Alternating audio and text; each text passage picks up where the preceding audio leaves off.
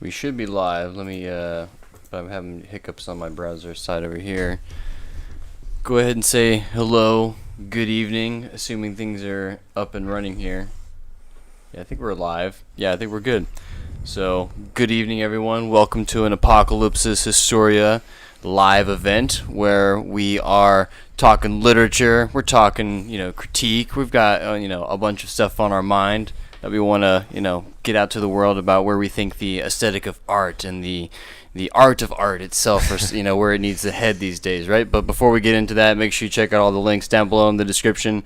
Come join our Areopagus book club on our Patreon, where we talk about Shakespeare and deep philosophy and history every single week. And so yeah, make sure if you want to support us, check out that or the Substack down below.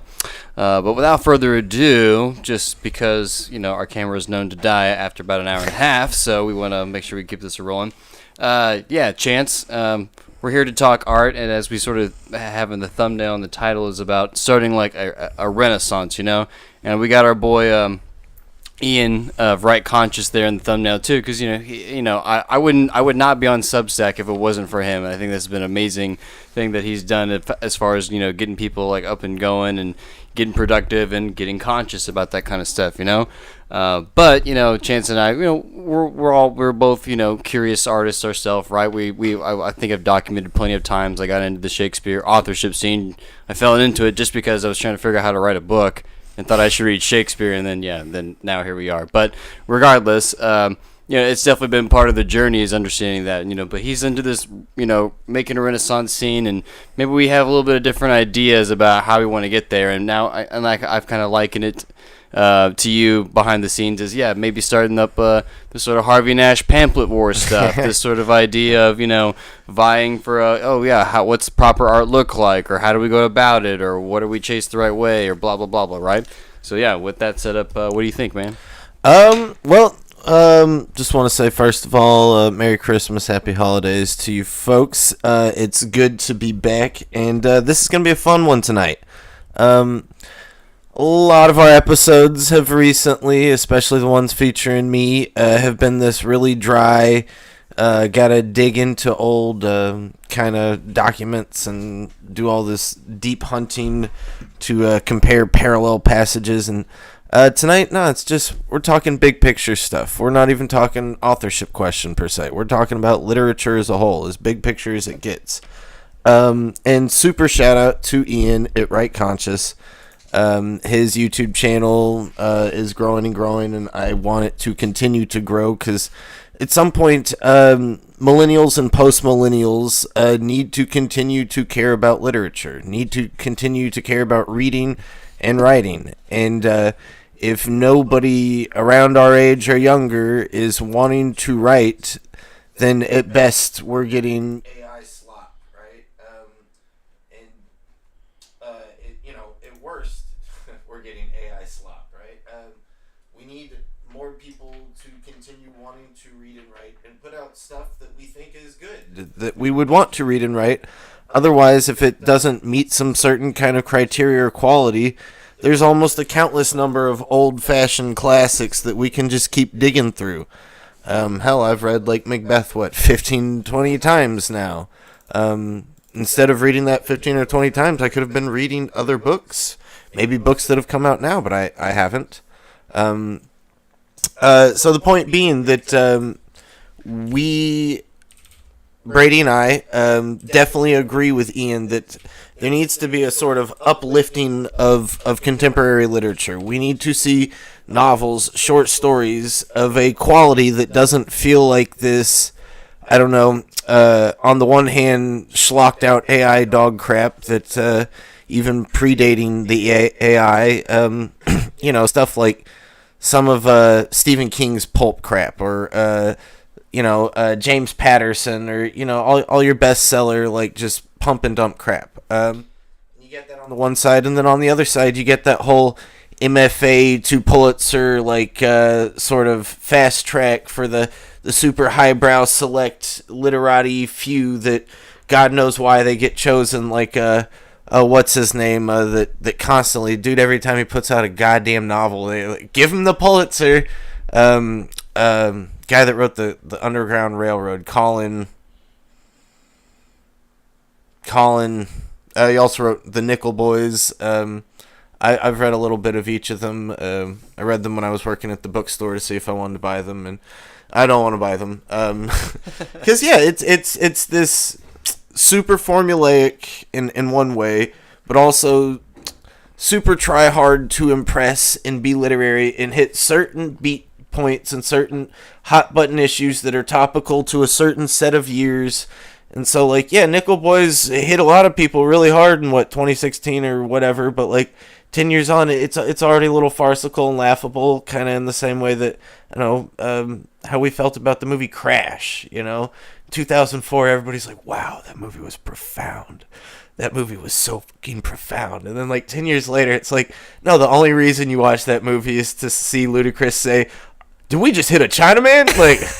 Like that's the only reason you watch that movie.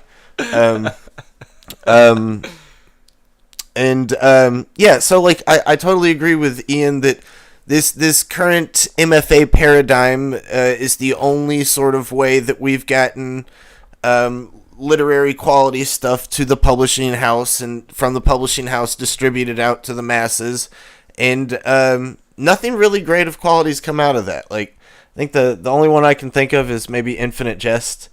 And, people argue about that, right? I, personally think the world of Infinite Jest, but I also do see people's arguments against the value or quality of Infinite Jest. And that's an open debate that's neither here nor there. But the point being that Ian has been searching for this new road, this new way out, all right? We can't just pump and dump and sell out and make dog crap, thoughtless literature. Which wouldn't even be literature, just, crappy serial stories that all just basic plot and stereotypes and poorly written, that kind of thing. On the other hand, we can't just keep kowtowing to this MFA straight to the award system paradigm, because if you don't get to write exactly the little beat points that they want to pitch out and distribute to the masses, then you don't get to be one of the people. Then you're just some author stuck at the Iowa creative writing fiction system, and you're just sitting there workshopping your stuff at the workshop, and yeah, you get your publication deal, but you get 500, 1,000 copies, and nobody's marketing it. The publication company is not some big name company; it's a university press, and you get to sell it to your friends and family. You can try and self market it and push it, and maybe push it through award things, and but yeah, you're just once again competing with everybody else to do that, to try and be the one that they want to pump out from the top down. Is it Colin Whitehead? There we go, Colin Whitehead. Thank you. That was gonna bother me. Now that the quality of that sort of pipeline is also degraded, and also that with something like Amazon Books, and Book Talk, and this whole phenomenon of we can just go outside of that bounds, right? And so now the quality stuff is also not as much, and then also the very bare minimum quality effort. It's like, how TV used to kind of be viewed, and maybe it should still be viewed, but how TV used to be a kind of quality compared to a film, TV is there, they just turn that stuff out for the most part. They don't, they won't pay for the big actors to kind of go in that big star power, but now that it's now you just got so much endless TV, or quote unquote, now you got YouTube, for lack of my better metaphor, right? And so you just got even more distraction, even more stuff taking away the other cream to actually properly rise to the top, So right. That's interesting. Yeah. Kind of straight to DVD quality. Yes. And I mean, it used to be such a knock, right? Yeah. Nobody liked straight to TV or straight to DVD. Or some people don't even realize that they are straight to DVD, or that they're not aware enough that's what it is, or that some people are content for that. With younger kids, you can they're straight to DVD. What does that mean? But with younger kids, you can just say those Redbox movies, right? And they'll be like, oh yeah, the Redbox movies, because some random Netflix movie, there's the movies that are on the Redbox, but there's also the movies that are on the Redbox that you're like, I've only seen this in the Redbox machine. Like, that's what we're talking about, right? Like, this was a money laundering, like, yeah, this is a money laundering scheme. But like, honest to God, like, I'm not gonna. Some of Colin Whitehead's writing feels like a money laundering scheme. I'm just gonna say it like that. Like, it is what it is. Some of it's Oscar bait type stuff. Yeah, like Oscar. It's just like, oh, it's not even gonna be its own unique novel take on something. Right. It's just like, oh nope, you're clearly Oscar baiting. Yeah, or whatever, exactly, right? Yeah. exactly. You're just fishing for a certain kind of reaction or demographic or topical point or. That said, So Bob Dylan should not have won the Nobel Prize. That's an issue too, and it shows that the entire pipeline from the bottom of just like creative writing classes at any university to the very top, like the Nobel Prize award, association group, like it's all kind of at a very bad place, and we're trying to avoid becoming the bin and also becoming the Oscar fart. Right. And if anybody's been on Substack, which I hope some of y'all are on Substack, like, that's the conversation everybody's having, right? Like, current fiction sucks ass. And what we mean by that is we mean, like, those two ends of the poles. But then, there's a ton of people that are like, yeah, but there's a bunch of nobodies on Substack whose fiction is great, and go check them out. And it's like, okay, that's great, but they continue to be nobodies, and you don't hear about them, and you start to wonder, what's the cultural value of it? I can't talk to my friend about it, or this or that, and at some point it's hard to wade through the milieu, and even if you find one good story, do you want to wade through 9 crappy stories to get to one good story on the Substack? And it's a whole set of questions that lead to a lot of places, but before we get down there, let's see, where did I want to go from here? Maybe we could start with, for an example, this could go some top current event stuff, right? And this movie is definitely being called an Oscar bait movie, because this is kind of talking about the movie that I've seen people say that they're crying during this movie and all that sort of stuff, and I just don't have time for it. I don't know. It's just like, this is the state of the art where a bunch of fake, phony nonsense history crap and just fake phonies, they just make up stuff. And this is like, it's almost like the Feelies if from Brave New World, if we're talking about Shakespeare here, right? Like, you just go in and sense all these emotions and feelings, let alone like it's decontextualized and it's ham-fisted. And so what are we talking about? We're talking about the new movie Hamnet that came out. Okay, let me change this microphone real quick. Okay, so now we're good. So we got this movie Hamnet that just recently came out, and so this is the same chick who did the Eternals Marvel's movie. That's the only thing I know that she did. Before she did the Eternals thing, she won the Oscar. It was, albeit like it was like the COVID year, Nomad or Nomads or something. Okay, it's about Frances McDormand acting like she's homeless and going around with homeless people who like take up temporary work from town to town. And apparently that's a thing, that there's a minority of people in America that kind of do that. It sounds like, kind of a modern day gypsy sort of thing or something, but it's a horribly, horribly, horribly boring movie. Like, it's unwatchably boring. I never want to see anything by Chloe Zhao ever for the rest of my life. So I won't see Hamnet. I'm not going to see Hamnet. I watched like a minute and a half of the trailer, and that's all I'm ever going to see of it. I will just put that down. I didn't see Eternals. I don't watch Marvel movies anyway, but I would never watch a Chloe Zhao Marvel movie. That sounds like, I don't know who watches any of those Marvel movies. There's a circle in Dante's Hell that you're stuck watching Chloe Zhao Marvel movies. Okay, but what Brady's getting at is this movie, which is based on a book, by the way. Which the book's pretty recent, right? I think 2020. Yeah. When I read the Goodreads, they do say that it's kind of like, not only this. I think this movie, for as much as we want to knock the movie, does probably do a good job at capturing this book, which people complain it seems about the same thing. This overly purpley prose stuff and it's kind of bizarre and just interesting. Good find on the Goodreads. I remember looking into this book big time back when it came out.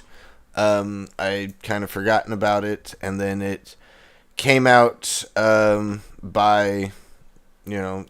it came out as a stage adaptation, and then has since been turned into a movie. And it's about, you want to tell them what it's about?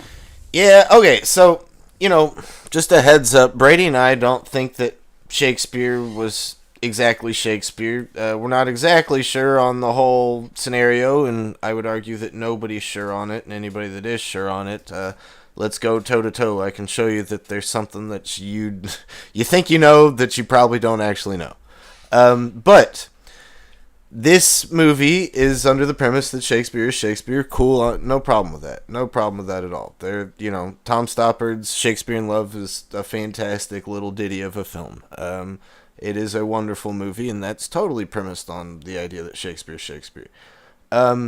This one is less about Shakespeare, and it's as much about Shakespeare's wife, Anne Hathaway, a.k.a. Anne Shakespeare, a.k.a. Agnes Shakespeare, a.k.a. She has like other names too. Sounds like a CIA secret agent, how many names she has, but yeah, she is, 7 years older than he is, and they have 4 kids together, a son and 3 daughters, I believe. Maybe it's 2 daughters. I'm really feeling it. I think it's 3.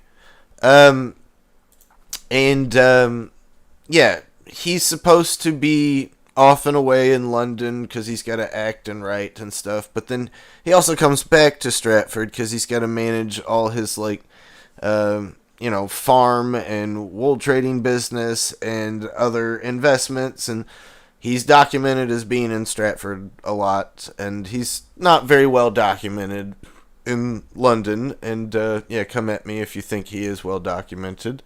The idea is that he is off writing, and she's got it tough because she's got to raise a family like a single mom. Wow, that's tough. Not mocking, but it's just not maybe the meatiest story. But then their oldest son gets sick, and he dies of plague, and she is angry at her husband for not being there to help deal and cope with it. And because he's in London doing the the plays and stuff, and so he feels guilty, and his way of dealing with that and coping with that guilt, and his way of working it through with his wife is to write Hamlet, which is based on his son Hamnet. If you've never seen Hamlet before, go watch this movie. If you've seen Hamlet before, this is fucking stupid. The whole thing's fucking a travesty. It's an affront to humanity. All sense of logic and understanding of the play Hamlet is absolutely just fucking thrown out the window. You have to be crazy to think that some 7-year-old dying of sickness in 1596 has anything to do with the play that comes out in 1601 that is itself a rework and adaptation of a play from 1589, which is out before the kid's even born. Right as he's born. Regardless, yeah. Yeah. The tropes and big swaths of the play already complete, so there's not much you can really insert to the Hamlet story, which already has its name, by the way. You just can't go and rename it. No. And people want to argue that Hamnet and Hamlet are variant spellings or all that, and that doesn't really matter. It's called Hamlet before the kid's around. Furthermore, the play has nothing to do with that. The play is about somebody's dad getting murdered by their uncle, and their uncle banging their mom, and then having weird feelings about the whole situation, and maybe, not being able to deal with having a girlfriend because of these things, and, how to maybe get revenge, and what is justice, and, it is... How do you deal with dealing with stuff while you're already dealing with just being yourself and your own internal issues and depression, and nothing to do with any of this story. And so the idea that people want this to win an Oscar, and so it's laughable. And yeah, so the big takeaway, at least from this book, once you get to, and apparently the book has she's fortune telling and blah blah blah blah. They take some obviously some artistic liberties with this, right? But the point is that this book is trying to also tell you that that Hamlet and the famous parts of the speeches or famous swaths of it are based on this obviously not historical thing, but it's also this like. And I'm not trying to just we're just putting this book on blast and this story on blast or whatever, right? But at the same time, it's when we're sort of begging this quality, when there is so much like pump and dump and people that think that they've caught something by smelling their own farts and a lot of this stuff, right? Yeah. And just that's what we're trying to figure is how do we properly. Is there a proper measurement for aesthetics and beauty in actual merit in these works that that we get told are amazing and beautiful or whatever, right? Or are we going nah, this is all falling flat? No, this is all just a bunch of style over substance or whatever, And so I mean, that's been the conversation since day one, right? Since as long as literature has been around, people have been arguing about how to do literature. What's the best way to go about making literature? What's the purpose of literature? What's the value of literature? And I think, at some point, that's what Brady and I are sort of arguing for, is that we need to have this discussion in a modern sense. Brady and I have our own opinions, and we're going to foist some of them onto y'all tonight. But whether or not you totally agree with those opinions or take those opinions to heart, I think you do need to start thinking about having aesthetic discussions. What makes something valuable? What makes it not valuable? Why are you watching this show? Why are you not watching this show? Why are you listening to this song? Why are you not listening to that song? Why the hell are you watching us? And so, I think this is a good segue into this next point of the conversation, right? Because, as much as we just, totally dunked on this movie and this this book or whatever, right? One thing we'll give them credit for is hey, at least this person's interested in Shakespeare, right? They're trying to pull, they're interested in some sort of biography around that, and so I could totally see a lay person being hey, kid named Hamlet dying, and he's away, and hey, he's kind of, Hamlet does sound like Hamlet, and he must, phonetically kind of ring, regardless, at least someone's looking at the era that we're going to be trying to talk about, at least, right? They may be defiling it in some sense, but hey, I'll give a little bit of credit where credit's due in that sense, and the point where I was going to relate it back to Right Conscious, or our guy Ian here, is that, when I would go on his live streams, he'll do a live stream and he'll ask for suggestions, and I'm on his comment board sometimes too, and I'm I'm suggesting Renaissance people, right? Because he's touting a literary Renaissance, and so I'm going hey, well, why don't we read those Renaissance guys, right? We've got our own Renaissance people to hearken to now, right? And so what does a Renaissance even mean? A revival, right? Pull his page up again real quick. What's that at the top of the page? Caravaggio? Yeah, that's Caravaggio. Caravaggio painted that probably right around the same year that Shakespeare's writing one of his most famous plays. Put us back to full screen. Who's on my shirt? Caravaggio. And this painting is called Ecce Homo. Is that a Nietzsche? Yeah. So it all connects. It's all a thing. It's all, and so go back to his page. Who is that? That's Ian right there in his video, but it was just showing clips of DFW. DFW showing clips of Here's Mishima, McCarthy. Clips of Cormac McCarthy, clips of Hunter S. Thompson. Pause it real quick. All of those writers are obsessed with Shakespeare. Fun fact. I'm not making that up. Cormac McCarthy is reading as much Shakespeare as any other author he could possibly read. I'm not making that up. I'm not lying. He admits to that. Do you have that I sure clip do. from the Discord? I sure. Yeah. You want to look at the McCarthy stuff first? Yes. Well, here's the first one. We got some essays here. At least people acknowledging. I also have the quote that about the books or whatever from him. No, that's not it. Where is it? Well, I have that one pulled up. I've got all these, like, a billion tabs opened up. Where is the one that I actually had his the Smithsonian interview one that you looked up?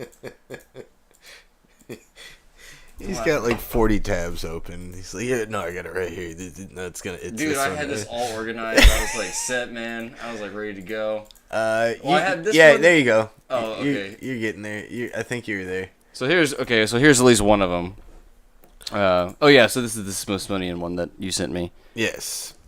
Okay, so this guy Peebles is a journalist, and he's talking with Cormac McCarthy's brother. I think this was written either late in... I think it's after he's dead. Yeah. 2 years after his death. Yeah. And so this is by Richard Grant. This is from 2025. And so it says, another of Peebles' favorite finds is an annotated copy, and this is a Cormac McCarthy's own annotated copy of Shakespeare's Hamlet. Cormac McCarthy, who once said, quote, "The ugly fact is books are made out of books," end quote, borrowed and altered elements from Hamlet for his 1979 novel, Suttree. It was his most ornate and poetic book and the closest he ever came to writing autobiographically. The main character is a troubled dropout who has a rejected life of privilege and responsibility in Knoxville, Tennessee, where McCarthy grew up as the black sheep among 6 children in a well-to-do Catholic family with strong Irish roots. And go a little farther.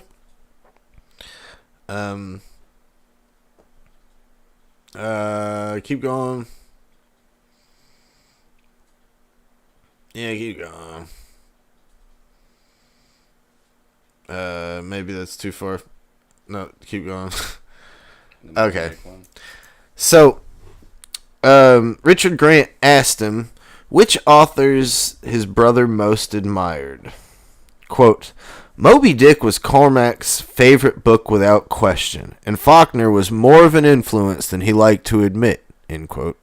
He said, quote, he loved Hemingway short stories, James Joyce, Dostoevsky, and Shakespeare, of course, end quote. Readers and scholars had already identified these literary forebears, but it was satisfying to hear them confirmed. And so, this is maybe just a personal straight shot plea or cry to Ian directly, but this can be for all of his acolytes, all of his followers, anybody that watches us that has any sort of opinion on Cormac McCarthy. If you want to continue some sort of McCarthyian legacy, then you need to stay within the same realm and the same roots as Cormac. And there's no fucking way. Like, if you want to be the next Cormac McCarthy, there's no fucking way you can do it if you're not reading Shakespeare. Like, it's laughable to me. It's like, I'm a teacher, and I know Ian used to be a teacher, and probably a lot of y'all literary folks are around education in some form or fashion. I've been around so many students that are like, back, especially when I taught middle school. I had this one boy who literally got taken out of PE because he was so unathletic that he didn't want to be in PE class anymore. He got his mom to take him out of PE. And I asked him, well, one day, what do you want to do when you grow up? And fucking kid told me he wanted to be a football player. Well, dude, if you want to be a football player, you got to go to PE. You got to run around and hit people and catch and throw and stuff and tackle, and that happens in PE class. You have to do active things to do it. You can't just kind of think about football and kind of like football and like thinking about football and hope that one day that will magically transform you into footballing. I would argue with this kid almost like once a week about this too. I'm not joking. This kid would be like, "No, I'm not doing my work today because I'm gonna make $1 million when I play in the NFL." Like this kid, and I was like, have you talked with your parents about this? And he's like, law of manifestation, and this kid's probably like 23, 24 now, so like it didn't happen. But he would tell me like, no, my My mom says that I can do whatever I want if I want to, and that's what I want to do. So that's what I'm gonna do. All right, kid, you earned 100 today. Like, your rhetorical wit has ousted. You've bested me. But at some point, that's kind of how I feel. Maybe I'm being a little hyperbolic here, but that's how I feel about this push for a literary renaissance that doesn't want to read Renaissance literature. Yeah, because once again, that's where it goes back to. Once again, yeah, you want your own neo-Renaissance, but let's just talk about the OG Renaissance, right? What are those guys doing? They're reading the stuff that's old to them, right? They're like, all right, we got to go pull out this old Latin and Greek stuff, right? Yeah. They got to go read the stuff that's probably foreign to them, right? It's not common vernacular. It's getting freshly translated, a bunch of this stuff. And so, yeah, they're hearkening back to something, right? And so instead of, like, hearkening back to the 50s and the 60s, it's like, nah, I think we need to cast that line a little deeper waters here and figure out what has been sort of missed out. And, maybe all these other greats, they're onto the same thing, like you got to go to the foundations of the language if you really want to be good with it, and there's so much there's so much stuff that,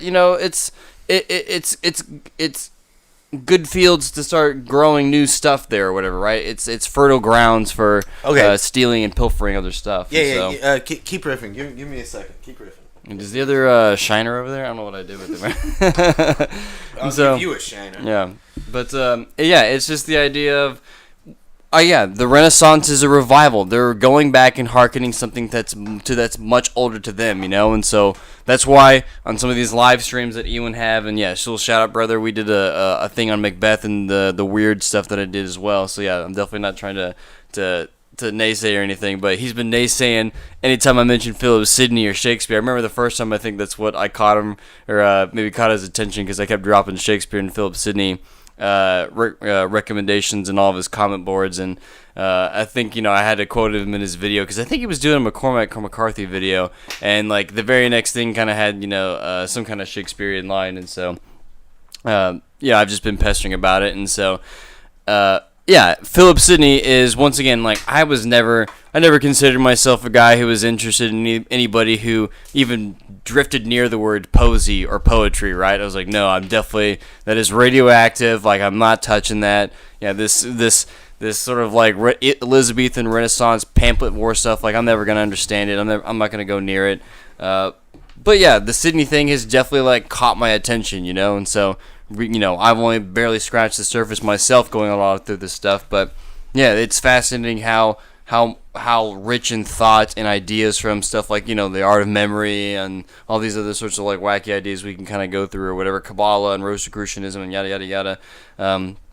But yeah, there's so many, like, other great plots and characters and stuff to kind of go through and pilfer and mine from, and so I think you already sent a bunch of links essentially about people that are already doing just that. Think of some of the most, once again, who do Chance and I constantly tell the folks to read? Maybe Chance more than I, right? But Chance is like, go read your Decker, go read your Webster, go read your Ford. We've been saying this like since day 2, right? When we kind of got the thing up and running. Go look at all those essential reading books, or video after video about Thomas Decker overlooked, Thomas Decker overlooked, Thomas Nash overlooked, John Webster overlooked, right? And so we're just gonna go and throw, just like we did with McCarthy, right? McCarthy, that's an easy one. McCarthy reads Shakespeare, code me surprised. But, would you be more surprised if you'd found an annotated copy of Thomas Decker?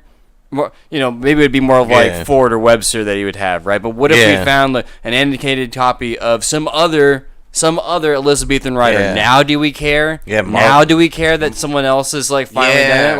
Like, you finally got the endorsement from somebody else. Right. Okay, if that's what you need, all right, we got a bunch of receipts today to show you that it's not just Shakespeare, even though we'll show you that there's tons of connection between Decker and Shakespeare anyway. Okay, that doesn't matter to you, fine. We'll go find other people that are like, yeah, I read Shakespeare and I read these other dudes, and holy crap, these other dudes, And so, who do you think is the first one we should go through, or what do you want? Let me kind of recap and regroup, because we're throwing a lot of hot. We're spitting hot fireballs. Yeah. But let's recap it a little bit. So, I think the sort of sentiment from a lot of people that want to push this modern literary scene and like really capital L literary. Some of this faction does not want to go too classical, does not want to go so far back as, say, the 18 or 17 or 16 or 1500s, definitely not to Shakespeare, definitely not earlier to, Homer or Aeschylus or Virgil or even Dante or anything like that. Like, yeah, we'll sort of loosely, hover around King James Bible type language, but only in a sort of Miltonian sense. Yeah, or even post-Miltonian, like Faulknerian and Cormac sense. There's this sensibility that, they don't want to read the old stuff because it's stiff, it's boring, it's out of touch, it's lost in translation, something like it's that. Like in verse or something weird. Right. That it's just not cool enough. Yeah. And Brady and I are just trying to say, stop that. That's silly. That's stupid. The people that you think are so cool are reading these exact people. Yeah, did a whole video on Pinchon, literally pulling tons of the Ford and Webster stuff out, right? And I was like, whoa, okay. Yeah, he a whole hour video.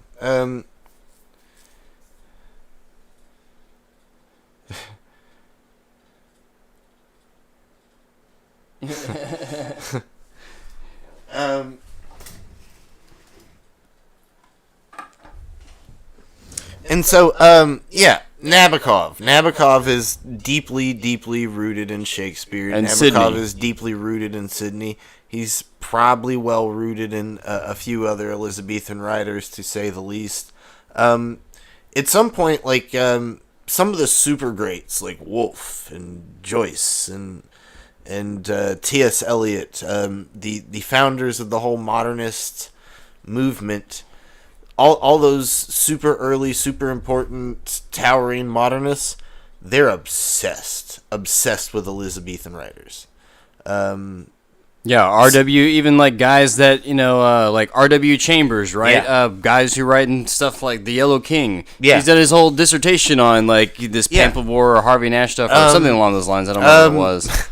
Larry McMurtry, guys. McMurtry. Like Mr. Lonesome Dove, Mr. Shout Out to Stephenville, Texas. Larry McMurtry wrote his dissertation at Rice for, it's his master's? His master's thesis or master's dissertation is a 100-page essay over the War of the Theaters, a.k.a. the Poetomachia, which is a series of plays that are coming out at opposing and rival theater companies by a set of 3 or 4 authors, maybe a few more auxiliary authors, where they're just kind of drawn back and forth in the same way that Tupac and Biggie are circa 94 to 96. And it's super cool. It's fun. And Shakespeare may be one of those authors. People argue, is Shakespeare in that war or not in that war? But the ones that are surely in that war are Ben Jonson, Thomas Dekker, who I constantly talk about, and John Marston, who I will be from here on out constantly talking about, because John Marston's the bee's fucking knees, guys. We need to be on the rooftop shouting out John Marston's the bee's knees. Robert Penn Warren, Mr. All the King's Men, not All the President's Men, also a good movie, but All the King's Men, the great novel by Robert Penn Warren that's sort of modeled after Huey Long. Robert Penn Warren wrote his master's thesis on the satirical poetry of John Marston. Huh. Who'da thunk? And time again, you will find it doesn't matter what era, guys. The greats are reading Shakespeare, not just Shakespeare, they're reading Elizabethan literature. Philip, also shout out to Philip K. Dick. One of our favorite novels we've read is Time Out of Joint, Hamlet quote, Yep. So Time Out of Joint, if you are a millennial, even if you haven't read Time Out of Joint, you've sort of read Time Out of Joint, because every great late 90s fuck with your head movie is pretty much just a rip-off of Time Dark Out of City, Joint. The Matrix, Truman Show. It's all those Pleasantville. movies. Pleasantville, yeah. It's all those movies. All those movies are all just Time Out of Joint. Which is nuts. Yeah, and man, let me get up on my soapbox real quick and talk about Philip K. Dick and Time Out of Joint for a second, because that book comes out in 1955. 1955, guys. The book comes out in 1955. And the whole book is set in the mid to late 90s. And I don't want to give too much of the twist away, but it's set in the mid to late 90s, but the main character is living in a world that looks like the 1950s. And so it's like he's living in a sort of fake universe in the sense of Pleasantville or Truman Show or Dark City or Matrix. It's not the real thing. The real thing is the 90s. The fake thing is the 50s. But his description of the 90s. Yeah, his description of the 90s is so, like, on point that, like... Pretty disturbing. And, like, I don't know, there's something so modern about Philip K. Dick, and there's something so 90s about him, because all these fucking 90s movies, that when you're reading this book, you forget that this book is written in the 50s. You start thinking, oh, this book is set in the 90s because it's written in the 90s, and he's doing this looking back on the 50s thing in the same way that Truman Show is, in the same way that Pleasantville is. But no, he's writing in the 50s, and he somehow makes you feel like you're in the 90s looking back on the 50s. And I don't know if that was his intention in 55, but it totally is that now. Yeah. And it's absolutely once again, beyond disorienting. And it goes back to the title itself, Time Out of Joint. Time Out of Joint, yeah, right? It's, once again, Shakespeare already encapsulated, this whole concept in just the line, too, But which, pull up that wiki page real quick. Which one? The old titles. Okay. So we got the wiki page of list of works titled after Shakespeare, and I've said this joke over and over, and then I read Nabokov later and realized Nabokov does the same joke, right? Where he's like, "Oh yeah, we don't go name your poetry collection after some obscure line from a poet or whatever," right, and that's what Pale Fire is, But yeah, here's a work of titles. And I guess it's from each little play, right? I was very disappointed that Coriolanus has so little. Yeah, right. Well, that's just what's been compiled on Wikipedia. That's fair. That's true. Okay, so we got Antony and Cleopatra. We got Anthony Burgess, which if you don't know Anthony Burgess, that's Mr. Clockwork Orange himself. So it's just another Joyce Carol Oates, who to me is maybe the great short story writer of all time. Anthony Burgess also wrote a Shakespearean Joycean novel. Remember, that's what someone compared it. Oh yeah. I keep forgetting to look into it. Rush album. Yeah. Shout out to my mom. Thomas Hardy, Under the Greenwood Tree. Apparently, that's a fucking Shakespeare quote. I don't know some of these other guys other than shout out to Three Stooges. Okay, Anthony Powell. He's a big time British author. Alberon Waugh, I assume he's related to Evelyn Waugh and Alexander Waugh. I don't know if that's true. Edith Wharton used the same exact quote as some guy named Edmund Crispin. Like, it was so nice, had to use it twice. Keep going. Okay, Borges. The great Borges, or Borges, if you want to use the Anglo pronunciation. Ian McEwan, Mr. Modern Day Great British Novelist. Nutshell, it's from Hamlet. North by Northwest, that's from Hamlet. Notice how many are coming from Hamlet. It's kind of insane. The Mousetrap, the longest running play in history, is by Agatha Christie. It's from Hamlet. What? Yeah. The Murder of Gonzago, a.k.a. The Mousetrap. It's the play within the play. Oh my god. Okay, there's another Anthony Powell. Ogden Nash. Ogden Nash, shout out.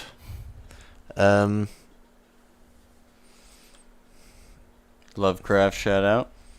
Lovecraft's reading it, and so you guys into your weird fiction, weird fiction's definitely beholden to Shakespeare somehow. Infinite Jest, of course, right? Yeah, Infinite Jest. David Foster Wallace. David Foster Wallace is totally ensconced in Shakespeare. Tom Stoppard recently passed away.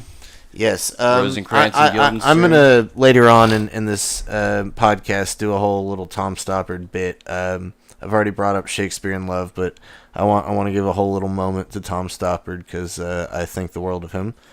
Here we go. Aldous Huxley, not just Brave New World, but also Time Must Have a Stop By from Henry IV. Chimes Part at 1. Midnight, Orson Welles. And Henry IV. Part 1, it seems crazy to me that there's only these 3 on here because, like, Yeah. I know there's so much that's influenced by Henry IV. Part 1. Like, real quick, let me do a whole rant about Gus Van Sant. Gus Van Sant's a film director, probably most famous for Good Will Hunting. And anybody in this right conscious crowd, I'm sure you probably have seen Good Will Hunting and probably have a little bit of sympathy or positive opinion about that movie to some degree. It's it's the story of the genius that is sort of rebels against society in a cynical sort of way. And every Gus Van Sant movie, like literally every Gus Van Sant movie, is just a repackaging of Henry IV. Part 1. His very first movie, My Own Private Idaho, is said to literally be a sort of homosexual, queer version of Henry IV. Part 1. Go forward and... okay, not his movie with Uma Thurman where she has the really big thumb. It's a real movie, and it's one of the lowest rated movies on IMDb. It's got like a 2.8 or something. Her thumb's just really big, and so she hitchhikes with a really big thumb. That's not about Henry IV. Part 1. And see, this is what happens when Gus Van Sant doesn't use Henry IV. Part 1. But after that, he made Good Will Hunting, which is very quite literally Henry IV. Part 1. Will is Hal, right? Ben Affleck's character is Poins. Falstaff is Robin Williams. His dad is the professor, played by Stellan Skarsgård. It's literally the exact same. But go forward to his next movie, Finding Forrester, with Sean Connery and I forget the actor's name, but he was in a bunch of movies around then. Plays the kid. It's literally Henry IV. Part 1 again. His teacher is his dad. Sean Connery, who's playing the faux Salinger character, is totally just Falstaff. He's Hal. His buddies that he plays basketball with are Poins in the gang. It's always the same structure with Gus Van Sant. But also The Lion King. Everybody talks about Lion King as Hamlet.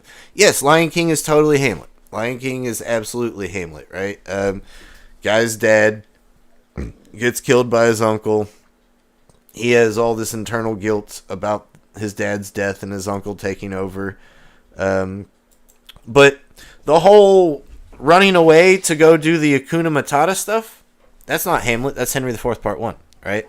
That's Hal totally skirting his duties as the prince, totally eschewing the responsibilities of becoming an adult and just staying off at the bar and drinking with Falstaff and Poins. And so, yeah, Pumbaa and Timon, which Timon is literally named after a Shakespeare character, Timon of Athens. Pumbaa and Timon are sort of acting like the Poins and Falstaff characters. Not quite a one-to-one correspondence, but yeah, it's not till he's grown up and realizes he has to go back and fight and do the thing. That's literally the ending of Henry IV. Part 1. That's not Hamlet, right? If Lion King was Hamlet, Simba would have fucking died. Like, spoiler alert, Hamlet dies if you haven't read Hamlet. So, no, Lion King isn't totally Hamlet. It's also Henry IV. Part 1. And yes, the greatest Disney animated film ever is The Lion King. And if you have anything like a positive opinion about Disney in any sort of way possible, it's probably due to the fucking Lion King. And, yeah, pretty much that entire Disney Renaissance that's called the Disney Renaissance is playing off of Renaissance literature. And so, yeah, I know Beauty and the Beast is Gustave Le Roy novel that, that's 1700s French stuff. But the same people that are writing the Lion King script are writing Beauty and the Beast script, are writing Little Mermaid script. Yes. Linda Wolverton, thank you, Brady. And this other lady, I think, too. Yes, Irene Mecci. Both ladies, super shout out. For anybody that's like, Shakespeare can't be a woman, well, women are especially adept at adapting Shakespeare. I just got to point that out. And yeah, they wouldn't intended, theater. Yeah, So yeah, they're not like creative writers. They're not like going to school for like screenplay. They're just studying Shakespeare and drama, maybe just in itself, right? Maybe that's why those movies are actually decent. And so like you get later on into the 90s and into the 2000s, and Disney loses some sort of magic, and they have to just totally ride the Pixar train from there on out, which is a totally different formula. It's because they went away from the Renaissance literature scene and kept moving more and more towards modern American commercial crap, where you just make the one-off silly joke, and then that is what it is. And you know, I don't want to crap on that too much because Brady and I are super fans of The Emperor's New Groove. It's a little personal secret of ours. Brady and I got to go to a private screening of that before it dropped. I don't know how his mom got tickets, but we were like 9 and 10 or something. Yeah, she was like involved with talent agency stuff back then. Yeah, so maybe that's and how. so But we got apparently, to I see heard it. that apparently, but that's what the movie was doing at the same time, though, that they were heavily promoting it by getting early screenings out. I think that they were a little worried about how it was because it wasn't quite the same old Disney. Yeah, it was a totally different formula. They were moving away from, because like Tarzan still tries to sort of do that formula without any of the actual Renaissance writing, and shocker that Tarzan Disney movie is a giant wet fart. I want to show. Dude, like I want to live the rest of my life without ever hearing any more Phil Collins. Like, no Phil Collins. Okay, but regardless, we went back. We were talking about all these people being influenced by Shakespeare.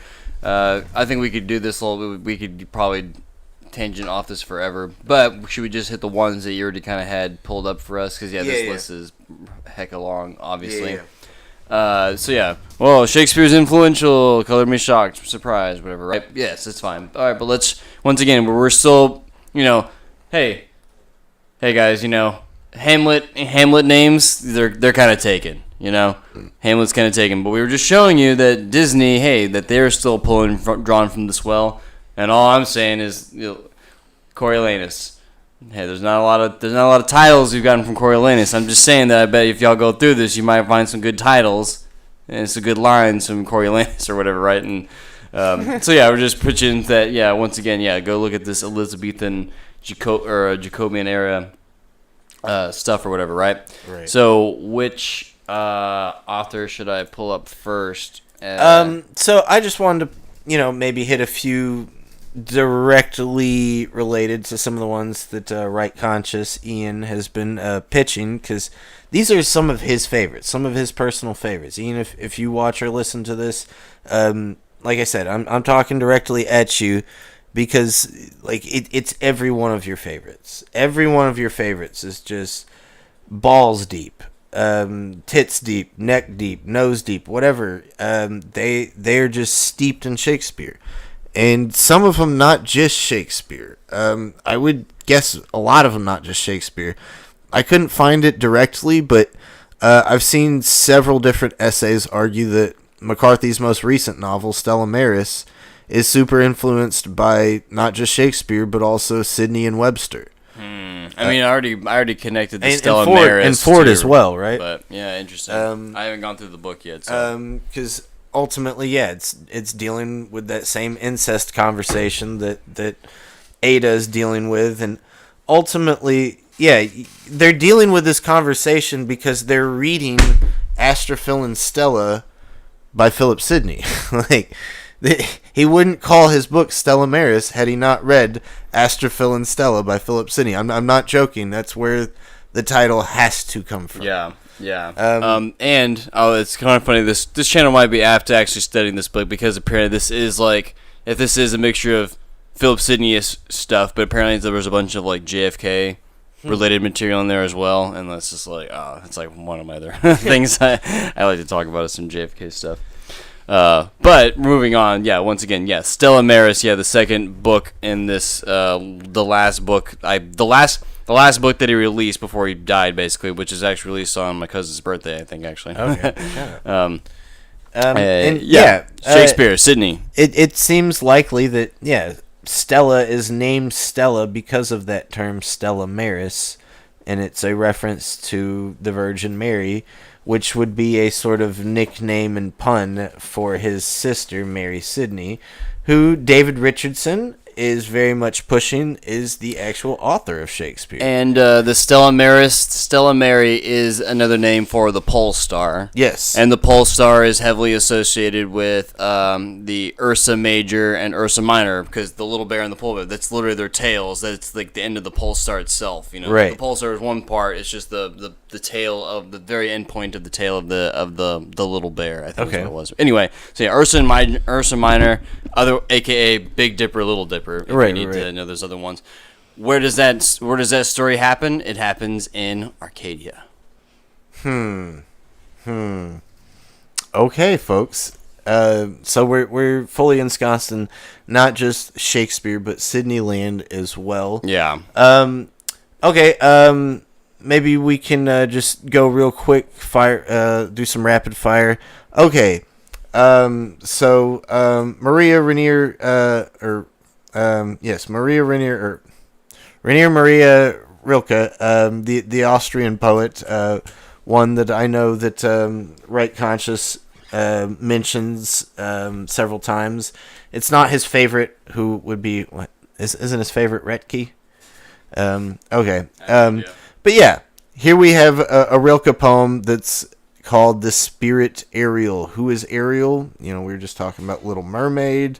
No, he's not writing a poem about Little Mermaid. He's writing a poem about the character that Little Mermaid is sort of named after, which would be Ariel from The Tempest. Ariel's a sort of androgynous type fairy spirit that can just... That has an angelic name, technically? Yeah, angelic fairy. It's a good fairy. It's not a demon fairy like that. Yeah, she's kind of played as like kind of nature fairy or something. It's a he technically, yeah. but it's usually portrayed androgynously.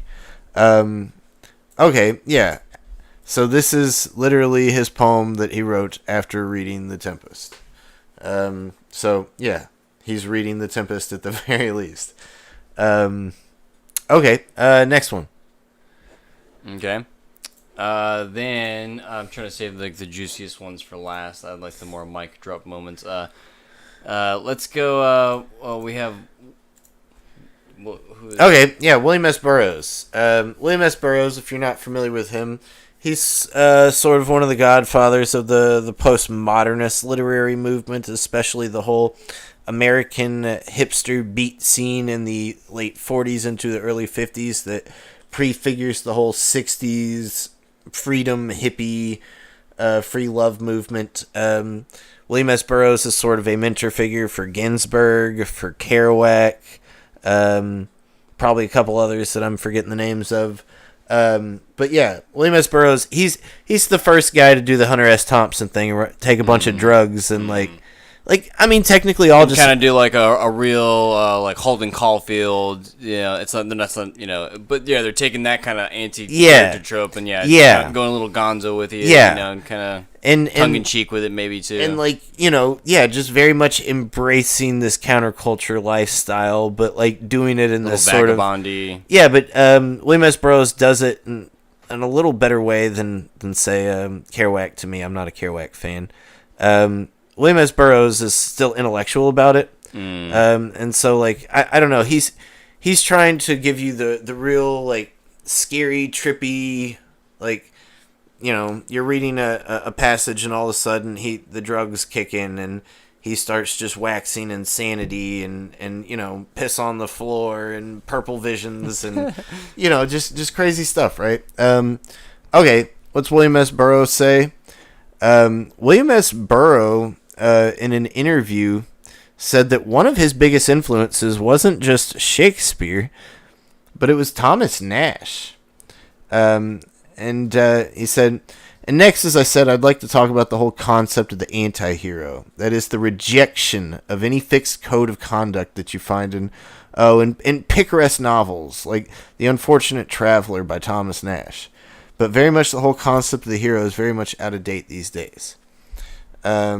And so, like, he's reading not just Shakespeare, but Thomas Nash, which, if you guys are real hip to the jive and you know who Marshall McLuhan is, Marshall McLuhan's entire dissertation and thesis is about Which is Thomas Nash. And Ian also has a video on Marshall McLuhan himself, right? So Boom. yeah, and even when let's talk about this philosopher dude. Oh, did you know he was also studying his Elizabethan philosopher rhetoricians or whatever? And you know? like So. guys, like let me give you the real skinny here, the real scoop. If you want to write, good stuff, and you're like, I don't have time to read all 36 Shakespeare plays or 38 or 40 or however many we attribute to him these days.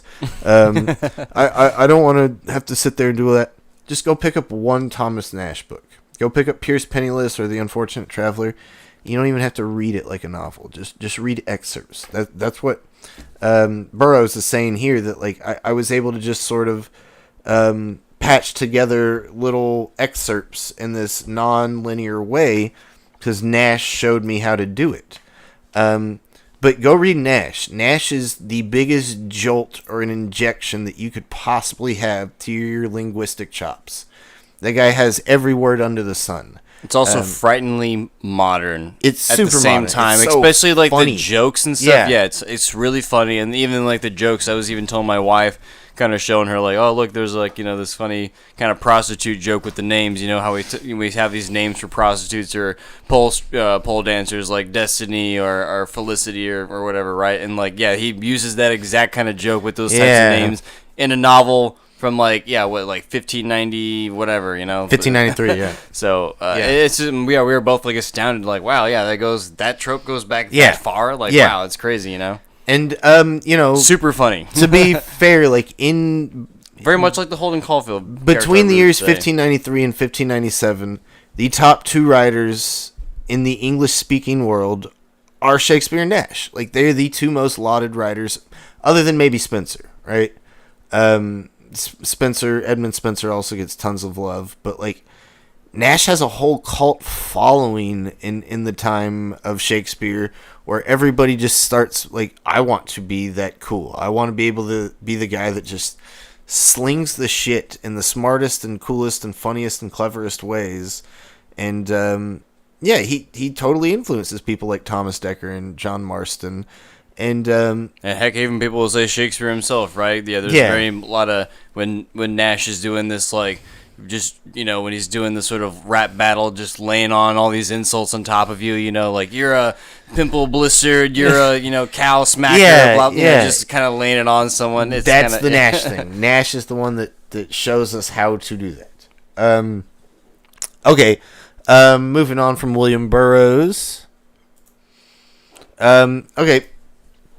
I'm not a huge Margaret Atwood fan. I do like The Handmaid's Tale. I don't like really anything else by Margaret. I'm always impressed by Margaret, but I rarely like Margaret. Although her short story on making bread, which really isn't a short story, it's like a bizarre pamphlet. It's kind of neat. Right. But this is one of her novels that is... It's called Hagseed. It's from 2015 or something. But it is a complete retelling of The Tempest. So the whole thing is just The Tempest again. So for her to she's pretty prolific. She puts out a lot of writing, but she still is only, by the time she dies, she's only going to have so many novels, and she could have written some other novel here, but she chose to literally just redo Shakespeare. Like, instead of something wholly original that we didn't get, she's spending her time restructuring and recapturing, recapitulating, recrystallizing Shakespeare. Yep. What's with the Shakespearean hold over the culture, and maybe this is still its last dying spurts, or this maybe there's a new wave of younger kids or changing demographics or something too. It might also get it, but once I don't know that as long as English is sort of around, it's still gonna sort of beg its existence. Maybe, I don't know. To be fair, Margaret Atwood, she had an incredibly popular Hulu show. I mean, so did Philip K. Dick with Man in the High Castle, but I feel like Handmaid's Tale was even more popular. And so I don't know how super popular that is amongst alphas or Zs, but Zoomers. But I feel like are still there for them regardless. That will help her continue to be a household name in some sense, and her being a household name will keep more people Yeah. pipelined to this, Right. which will get them to Tempest, right? Yeah. And that's the flip side to stuff like Hamnet, right? I don't want to I don't want to see it. I don't want people to think that that's what Hamlet is about, but I do want people to get excited about Shakespeare movies. Yeah. And I do want people to keep talking about Just Shakespeare. the right Shakespeare movies. And if this makes people go watch Hamlet, then fuck yeah. Fuck yeah, right? It's the one silver lining or something. Because at some point, if I don't know, if you're dumb enough to think that Hamlet's actually explaining Hamlet, then you're probably not gonna ever get Hamlet, even if you watch it 10 times. So, I'm like, just watch Hamlet, and you can talk about it and bring it up with other people, and maybe somebody else that's smarter than you will hear the word Hamlet and be like, oh, maybe I need to look into that, and then a smart person will look into it, and me and Brady won't be worse off because of it. Sorry about that. What does Marty say? A painted youth slithered in and seized one of the great black claws, sending a sweet, rich smell curling through the cafe. Nice quote. Then we got their next one here, Richard Yates. Okay, so Richard Yates is, to me, one of the great unsung novelists, which he only wrote like 2 or 3 novels. But his famous one's Revolutionary Road, which is just the most brutal novel about 50s domesticity you've ever read. But here he's not even praising Shakespeare, but Burroughs. Oh, okay. Yeah, I see. Yeah. Thank you, Marty. Man, yeah, excellent. Yeah. And thank you, Marty, because that quote's actually pretty fucking great. A painted youth slithered in. A painted youth means somebody that's wearing makeup or cosmetics. We don't use that term anymore, right? And I don't think people were even using that term in 1948 with Naked Lunch. They were using that term in Shakespeare's day. Can we real quick take a digression? Can you look up Michael Drayton's sonnet? What's it called? Just put Michael Drayton sonnet painted. How many foolish painted things? Paltry, foolish painted things? That's a different one, but that'll work. Michael Drayton, who we've talked about before on this channel, is maybe a very good Shakespeare candidate for the dramatic output of Shakespeare. Buried in Westminster. Yeah, he has his Idea sonnet collection.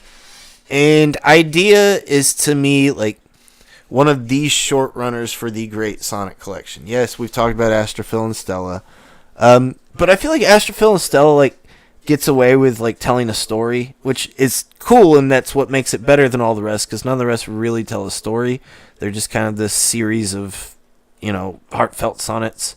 But at the same time, like, if it didn't have that story, I don't know that it would be as compelling, whereas all the rest of these are somehow that compelling without the stories. I would argue that Drayton's Idea sonnets are every bit as good as Shakespeare's. Like, and maybe not all of them, but honestly, go fucking read Shakespeare's sonnets. Not all of them are earth-shattering. Some of them are clunky and logical. Some of them are kind of goofy. Some of them have the weird rhyme scheme. Like, okay, here, let me read this. How many paltry, foolish, painted things that now in coaches trouble every street shall be forgotten whom no poet sings, ere they be well wrapped in their winding sheet, where I to thee eternity shall give, when nothing else remaineth of these days, and queens hereafter shall be glad to live upon the alms of thy superfluous praise.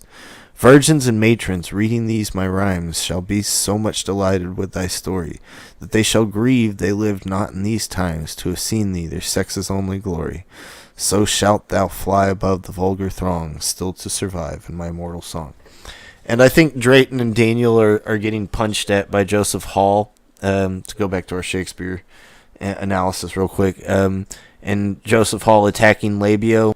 There's a book in there where he attacks the great Osmond for constantly trying to eternize and make monuments out of stuff. I think that's pot shots at mostly Daniel, but also Drayton. Like, clearly he's trying to immortalize her. And Alexander Waugh has tried to argue that that's De Vere, a.k.a. Shakespeare, that's doing that. But it makes way more sense with Daniel and Drayton.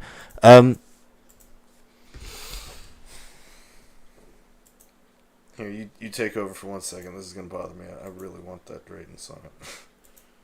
While we're on the topic of the Tempest anyway then, right, because I'll have this other line of thought, because even if, we're talking about obviously a lot of literary, as in, literally the written word, and, we've got novels and I guess poetry and drama in our general wheelhouse, but, the first thing that we kind of pointed out was Caravaggio, right, and so now we're in the sort of visual medium, okay, but now I'm going to sort of I'll take a weird tangent here because I'm going to connect the idea of Ariel being the inspiration for Batman, okay?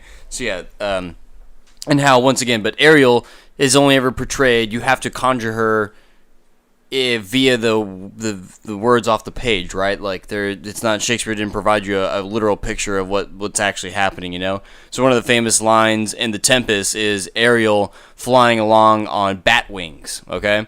And once again, we're just talking about Elizabethan Jacobean writers being your influence for your new Renaissance, your neo-Renaissance. Okay, so a famous scene of and Ariel saying, "Oh, bat wings, take me on flight," or whatever, right? So we got this image of Ariel, the angel, fairy, nymph, or whatever, flying on bat wings. Okay, so here's a picture I got. One artist impression. Here's another old artist impression. There's a bunch of these different versions and renditions of Ariel, character from Shakespeare, flying on bat wings, okay?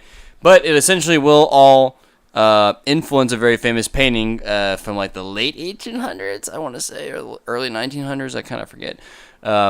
Famous painting called the Batwoman. And if that doesn't already kind of spoil, or maybe I already said this, right? But yeah, so there's this picture, creepy gothic chick with bat wings, right?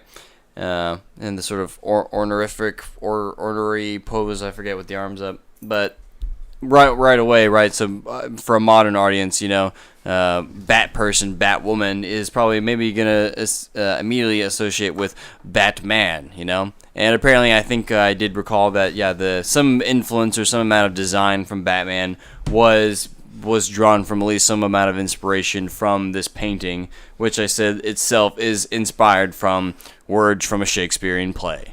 Okay, so Shakespearean words influencing a visual media, now influencing even modern pop culture media. Okay, so yeah, the Renaissance can take shape in many different forms, and yeah, you might be able to read a John Ford play or read a Michael Drayton poem and get new imagery for some other new project, Because, obviously these guys know how to work their words, and, we should probably go through it with a fine-tooth comb. But, that's my little Ariel via Batman thing. Real quick, Brady, search. I never saw that you did painting need.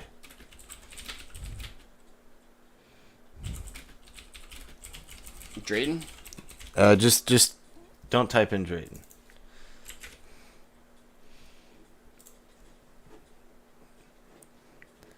So, go back. My bad. I wanted to click it. Keep going. Go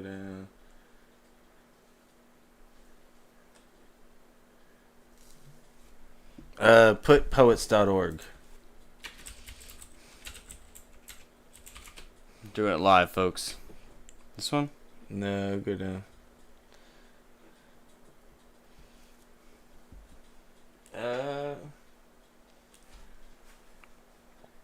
Is it a Drayton poem we're looking for? I never saw you did painting need. Put you after saw. No, after saw. You should grab all those words. Okay, there you go. I just wanted to point out. Okay, so this is a Michael Drayton poem. We could have clicked any of those links, but who does this poets.org put the fucking attribute the poem to? Say this is a Drayton poem, and they say it's Shakespeare. But read it and tell me it's not Shakespeare. I never saw that you did painting need, and therefore to your fair no painting set. I found or thought I found you did exceed the barren tender of a poet's debt.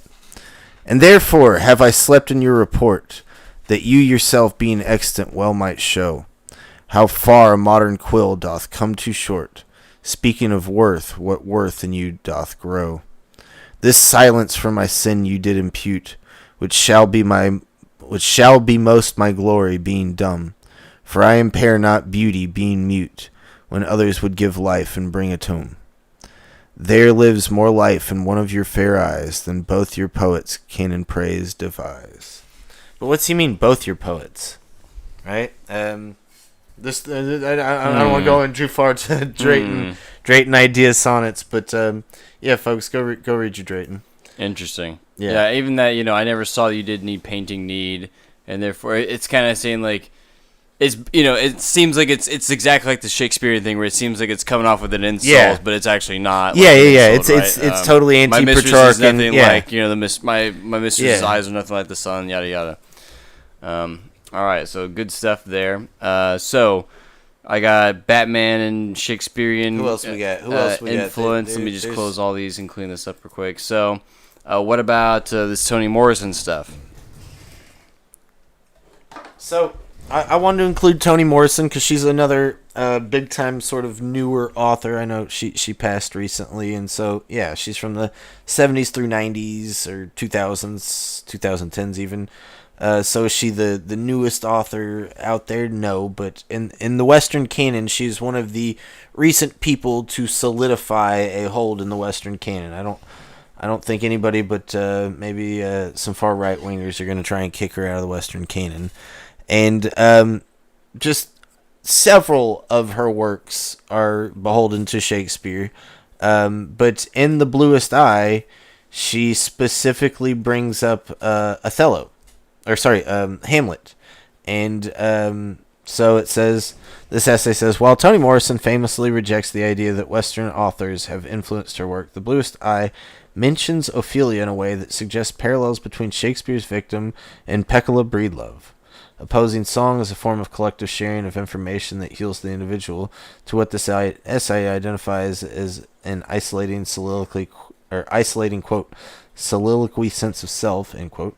Morrison uses Hamlet as a foil in order to critique Western tragedy. And so The Bluest Eye is very much about blues music, and Toni does that in several of her novels where the running motif is some sort of musical form or medium. Like literally one of her books is just called Jazz. And so this is her blues book, and she's trying to use blues as an alternative example of what Hamlet does to deal with this sort of anxiety of inaction. I think we skipped this one on accident, by the way. And oh yeah, sorry, we were talking about Yeats, but we didn't get to Yeats, and the Othello thing's a good segue. We'll come back to Morrison in just 1 second, but let's talk about Yeats here. Yeats says, the question is not whether they exist in real life, his interviewer says they're talking about how to make, realistic characters and what the sort of limits are of that. And Yeats is interested in failed characters, and he's the question is like, I've noticed that you haven't showed anyone who you could really consider to be an evil character. I know I haven't, hope I never will, but surely some people exist, said the questioner. Witness Hitler and Manson. And then he says, the question is not whether they exist in real life, but whether they work as characters in fiction. And I don't think they do. Characters who succeed wholly out of malice of perversity, like Iago, which is the main reason why Othello is not my favorite Shakespeare play. Which, I wanted to point this out that, everybody we've pointed to kind of lauds and praises Shakespeare and just puts it on this pedestal. And Yeats is here kind of being critical of Shakespeare, but in the criticism of Shakespeare, he kind of is still putting Shakespeare on the pedestal that, Shakespeare didn't hit his own standard with this play according to his values, which I find that kind of funny because, Othello, to me, is the Richard Yates Shakespeare play. Maybe something like Measure for Measure or something like that's a little more, but, I personally try to make a Yeats-type reading into Othello. I try to say that there is no villain, that everybody has their own personal motivations that all make sense. The Iago's not necessarily this evil person, that his drives are perfectly reasonable, and he is just taking advantage of a sort of vacuum that's being offered to him. One thing that creeps me out about the rest of this interview, by the way, because, if you can blame everything on one of the characters in the story and where's the weight of the story, nothing falls into your own lap in the case of the Sharon Tate murders. If someone were to write a novel about them, the problem is that everything would be blamed on Manson, which would be probably too great a relief and too easy to escape for the reader. Which, wait a second, isn't that... I'll keep going, though. Allowing him to dismiss the whole horrible business the minute he'd close the last page. Well, isn't that exactly what life has already done with that scene anyway? Yeah. And once again, I just don't like how Shakespeare and Manson and the Tate murders are all being referenced in the same passage, because we've literally done a video on that concept. Go check out our Folger family video. Because, at some point, let's bring this like full circle 6 times over. What's the famous phrase surrounding Charlie Manson and the Tate murders? What's the famous phrase, Brady? Helter Skelter. Helter Skelter. So, it supposedly comes from the Beatles song from the White Album. I want you to focus on that phrase, White Album. The first time that the phrase Helter Skelter is ever in print in the English language or any language is from 1593. In Thomas Nash's Thomas Nash's Pierce Penniless. And the full quote that Nash uses is, "Helter Skelter, fear no colors." Which, if you're familiar with the Manson family, sort of framework and their whole objective and plan with their project, was that they wanted a giant race war where whites and blacks fought each other to the death, to where pretty much everybody dies except a few superior black people that win the race war. But Manson and the white families will live in a bunker while all this war is going on, and then when the war is over, they're going to come out, and since they're just naturally superior being white as they are, they're going to take over everything. So they need not ever fear the black people. They should fear no colors. And so, I want to argue that the goddamn Beatles' White Album's a fucking MI6 project that is related to a CIA project, which is the Manson family. If I die in the next few weeks, it wasn't a car crash. It wasn't a sickness. I didn't kill myself, guys. But yeah, I want to say that all of that is drummed up in a fucking intelligentsia think tank, and that they are just mining the shit out of Thomas Nash, and that Thomas Nash, like Shakespeare, Marlowe, and other Elizabethan writers, are themselves intelligentsia. To go down that conspiracy rabbit hole for any of you guys that are coming over from Derek Bros or any of those scenes. Dude, even Ian has done a couple of videos recently on novels, connecting intelligentsia to the works of the literature. Thomas Nash was literally the fucking mouthpiece of the Archbishop of Canterbury. Like that was a real thing. He would write whatever the Archbishop and the church couldn't say to sort of bite back against the giant Leviathan of the Puritan mass. And if we're going to go also while we're on this Beatles tangent, we're talking about, I think the 60s, we could say the 60s kind of had its own Renaissance stuff, right? So we've already mentioned this factoid plenty of times too. But real quick, Marty's got a comment. It just reminds me of something me and Brady have been talking about. This is from AI.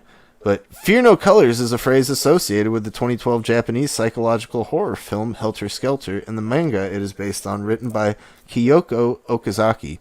And I don't know, Brady and I were hanging out last night, and we just had this whole conversation that it's insane how hip to the jive some of these Japanese content creators are, getting into not just the literary scene, but also the conspiracy scene, and kind of linking the two. And Brady has a whole thing on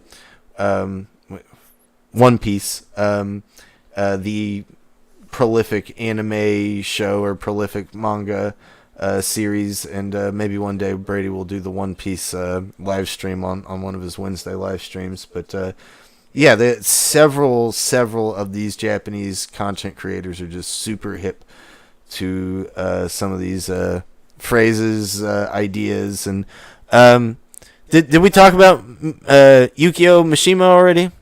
Let's talk about him, because I think I brought him up because we saw his picture on Ian's homepage or whatever. Yeah, there he is. The samurai sword.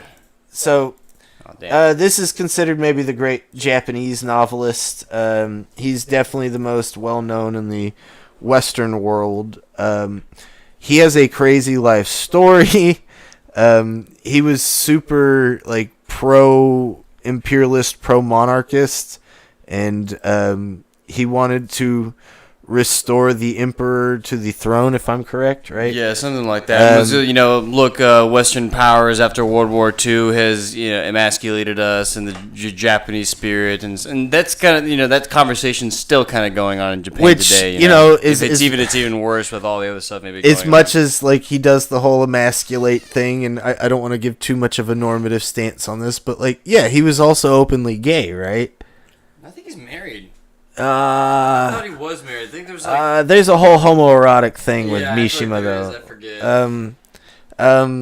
Maybe we'll look into that and somebody can clarify in the comments section. But yeah, Mishima's a complex character.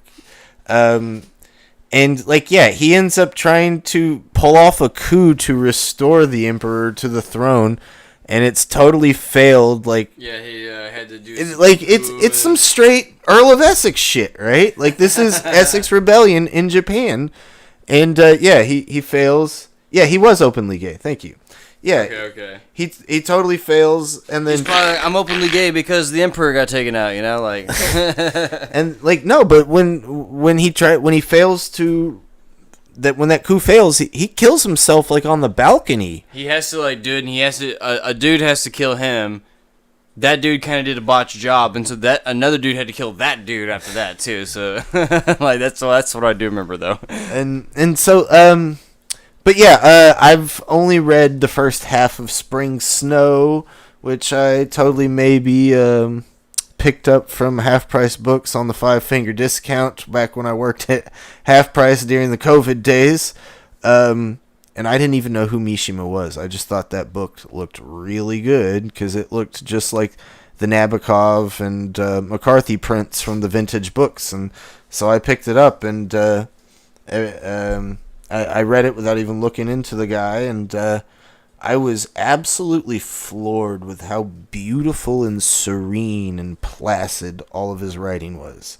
You were just in this time capsule chamber of a perfect life-size bonsai garden or something. You're just in this stillness. It's like a Japanese painting. It's unbelievable. It's a little boring. It's a little slow. It's very subtly psychological.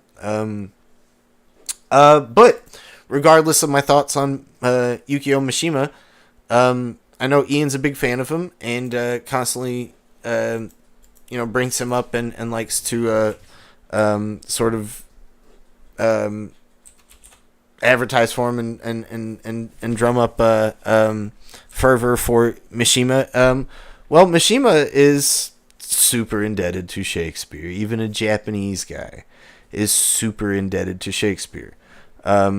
Which novel is it? Help me out, Brady. Do you have the Mishima tab? Or I do not have that one. I got it. Yeah, I was trying to figure out which book it was that was based on the Shakespeare stuff. Death in Midsummer?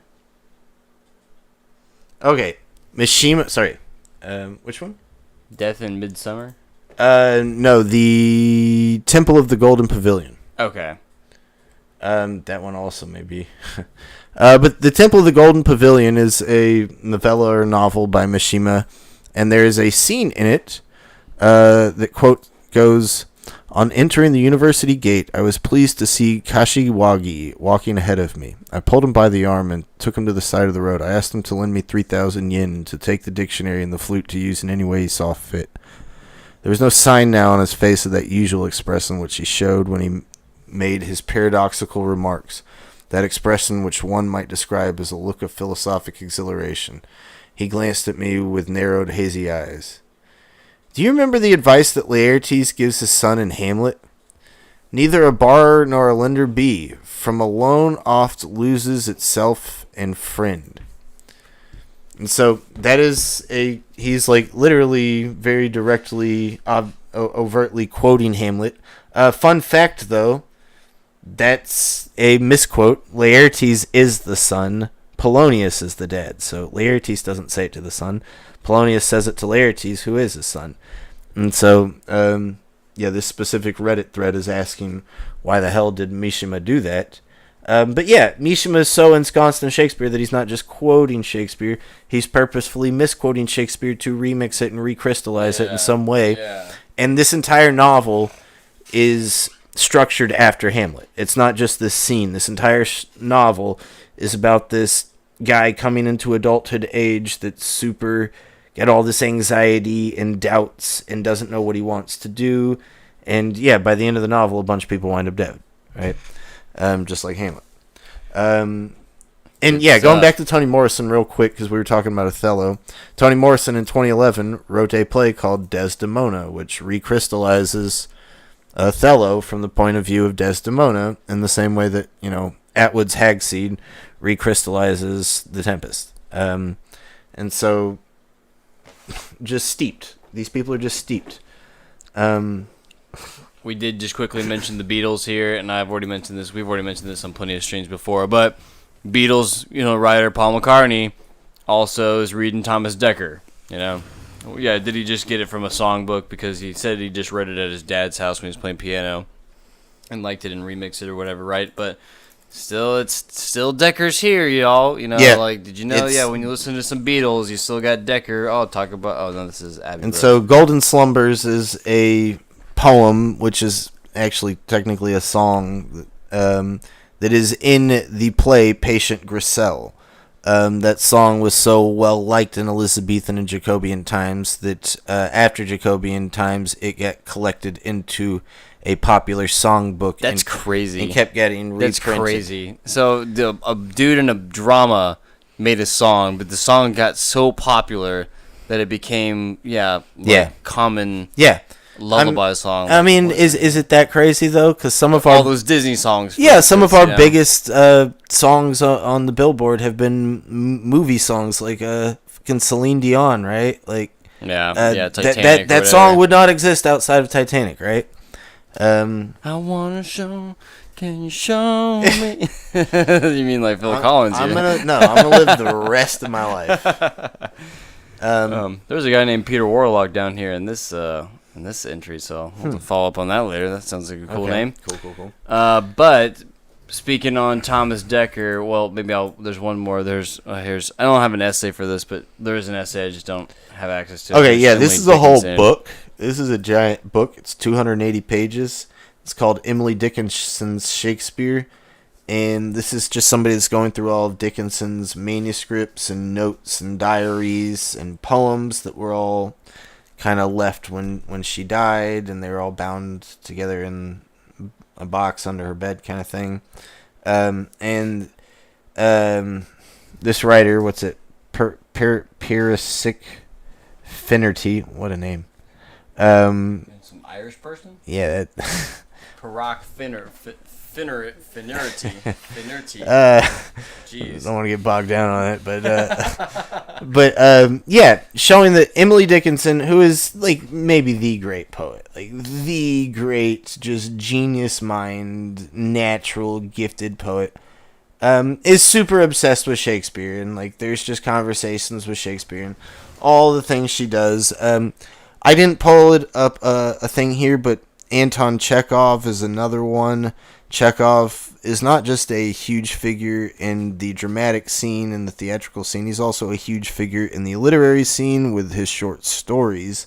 Chekhov is like the biggest influence, maybe tied with Ring Lardner, third place Hemingway on J.D. Salinger, who's one of my favorites. All these people are just like Chekhov's most famous play is The Seagull, I think, and The Seagull is totally just a reworking of Hamlet, which I didn't realize until I watched Hamlet and then watched The Seagull like right after that, and I was like, wait, what the fuck? It was a weird synchronicity. Me and my buddy Ian back in October went and saw Hamlet, and then we saw Fat Ham, and then we watched The Seagull, and then we watched Rosencrantz and Guildenstern Are Dead, and that was the ultimate Hamlet weekend. That was really cool. Okay. So here's about Virginia Woolf here, talking about, I guess, yeah. known for her Renaissance. Virginia Woolf and also just throwing T.S. Eliot, they're not just reading Shakespeare, they're reading all of it. And they're like talking about all of it. And they have opinions about all of it. And so Virginia Woolf is reading, let's see, as to the Renaissance authors Woolf mentions in her essays, they're sometimes part of the canon. You know, Spenser, Sidney, some of the Elizabethan playwrights, Hakluyt, Thomas Nash. Hakluyt, he's not part of the canon. What the heck? He's not even a dramatist, is he? No. Yeah, he's the guy who wrote the voyage stuff, right? Yeah, he's the guy who's writing. He's more of the historical canon. He's the one that dedicates it to Sidney, right? Yeah. Yeah. But yeah, I would argue he's in the canon, but he's more historical canon. Yeah, right. Like, you're not reading him for literary means. Thomas Nash, Ben Jonson. Most of the time, however, her corpus references includes more, and so most of the time, not just like, she also kind of talks about these guys. It's like, but more often than not, she's not talking about those famous people. She's talking about Robert Greene, Thomas Dekker, George Peele, George Chapman, Francis Beaumont, and John Fletcher. Which, those are pretty much some of the names that you would expect to see for Elizabethan playwrights. I guess, they're not as famous as maybe Johnson and Marlowe or Nash. But once you're into the Elizabethan playwright scene, these are all kind of equal, viable names. These are all really good writers. You see this line? And so marginal figures such as Philip Henslow. Henslow Diary. Yeah, there we go. The owner and manager of a playhouse in Southwark. The obscure Elizabeth Hardwicke, Anne and Mary Fenton, or Lady Anne Clifford. Last but not least, there's Woolf's well-known affinity with the late Renaissance authors and Montaigne in particular. Shout out to Florio, right? Shout out to Sidney. And so, and then talking about specifically, we're talking about here, just in this next footnote. She read Shakespeare, Spenser, Sidney, and the Voyages of Hakluyt with the same curiosity as the years went by, and often from a feminist perspective. And so, however, before 1940, however, Woolf had not imagined a critical book that would go through the English literature from the age of Anon, the anonymous poet, to her own age and continuum. So, I don't know, it's kind of interesting. I like the, in this age of Anon, too, that's just like a term that we all even employ in this modern age, too. But I don't know if there's anything in there. I don't think there's anything quite of note. But I have one more thing on Virginia Woolf here. And let's see what did we say at the top? We already connected Thomas Dekker to the Beatles here. We already connected it to some other person that we mentioned in a minute. I don't know if I mentioned, but yeah, Dickens is reading a bunch of Dekker. Yeah. But so here's a little more on Woolf, okay? So what is she saying once again about Dekker and her influences? Is it right here? In her prodigality of language, is that what I said right? Prodigality. We see her affinity with the Elizabethan prose writers such as Thomas Browne and Thomas Dekker, whom she so admired. Quote, "I bathed myself in Dekker last night," she writes in her diary, "as in my natural element." Okay? Like, does the Dekker entice you? Are you not entertained? Right, Virginia Woolf's guilty pleasure is like sitting there in her bubble bath reading fucking Thomas Dekker. Right? She's bathing in Dekker. Plus, once again, this is like, they even just described her often from a feminist perspective, but it must be at least inviting enough for such a figure of that sort of seminal, such for that kind of thought, right? This isn't some old fogey white guy, yeah, the seminal, one of these seminal feminist figures is reading, they're willing to give this stuff a chance, right? And that's okay, sure, she's reading 12th Night or As You Like It or something, but no, she's reading Thomas Dekker, which, some of Dekker's plays, don't even have female characters, right? And she's, bathing in it. But yeah, Charles Dickens. Charles Dickens is, we mentioned Sidney, right? With Great Expectations. Great Expectations is a line from, Sonnet 20 from Astrophel and Stella? Maybe Sonnet 19, maybe I'm getting it wrong. We'll check them here. I got it highlighted. And his main character is named Pip. Pip is a nickname for Philip. His girlfriend's or the girl he's chasing, her name is Estella. Estella. It's all Astrophil and Stella, right? 21. 21. Thank you. But it's not just Sydney. He's clearly reading a ton of Shakespeare. If you shout out, we're in Christmas season. Christmas Carol. Who's the character that kind of sets things off? It's Jacob Marley. Yeah. Marley is another name for Marlowe at the time. He was known as Marlowe, Morley, Marley. Yeah. Marlin. And so that character is. I'm pretty sure Dickens outrightly says yes. That is from Marlowe.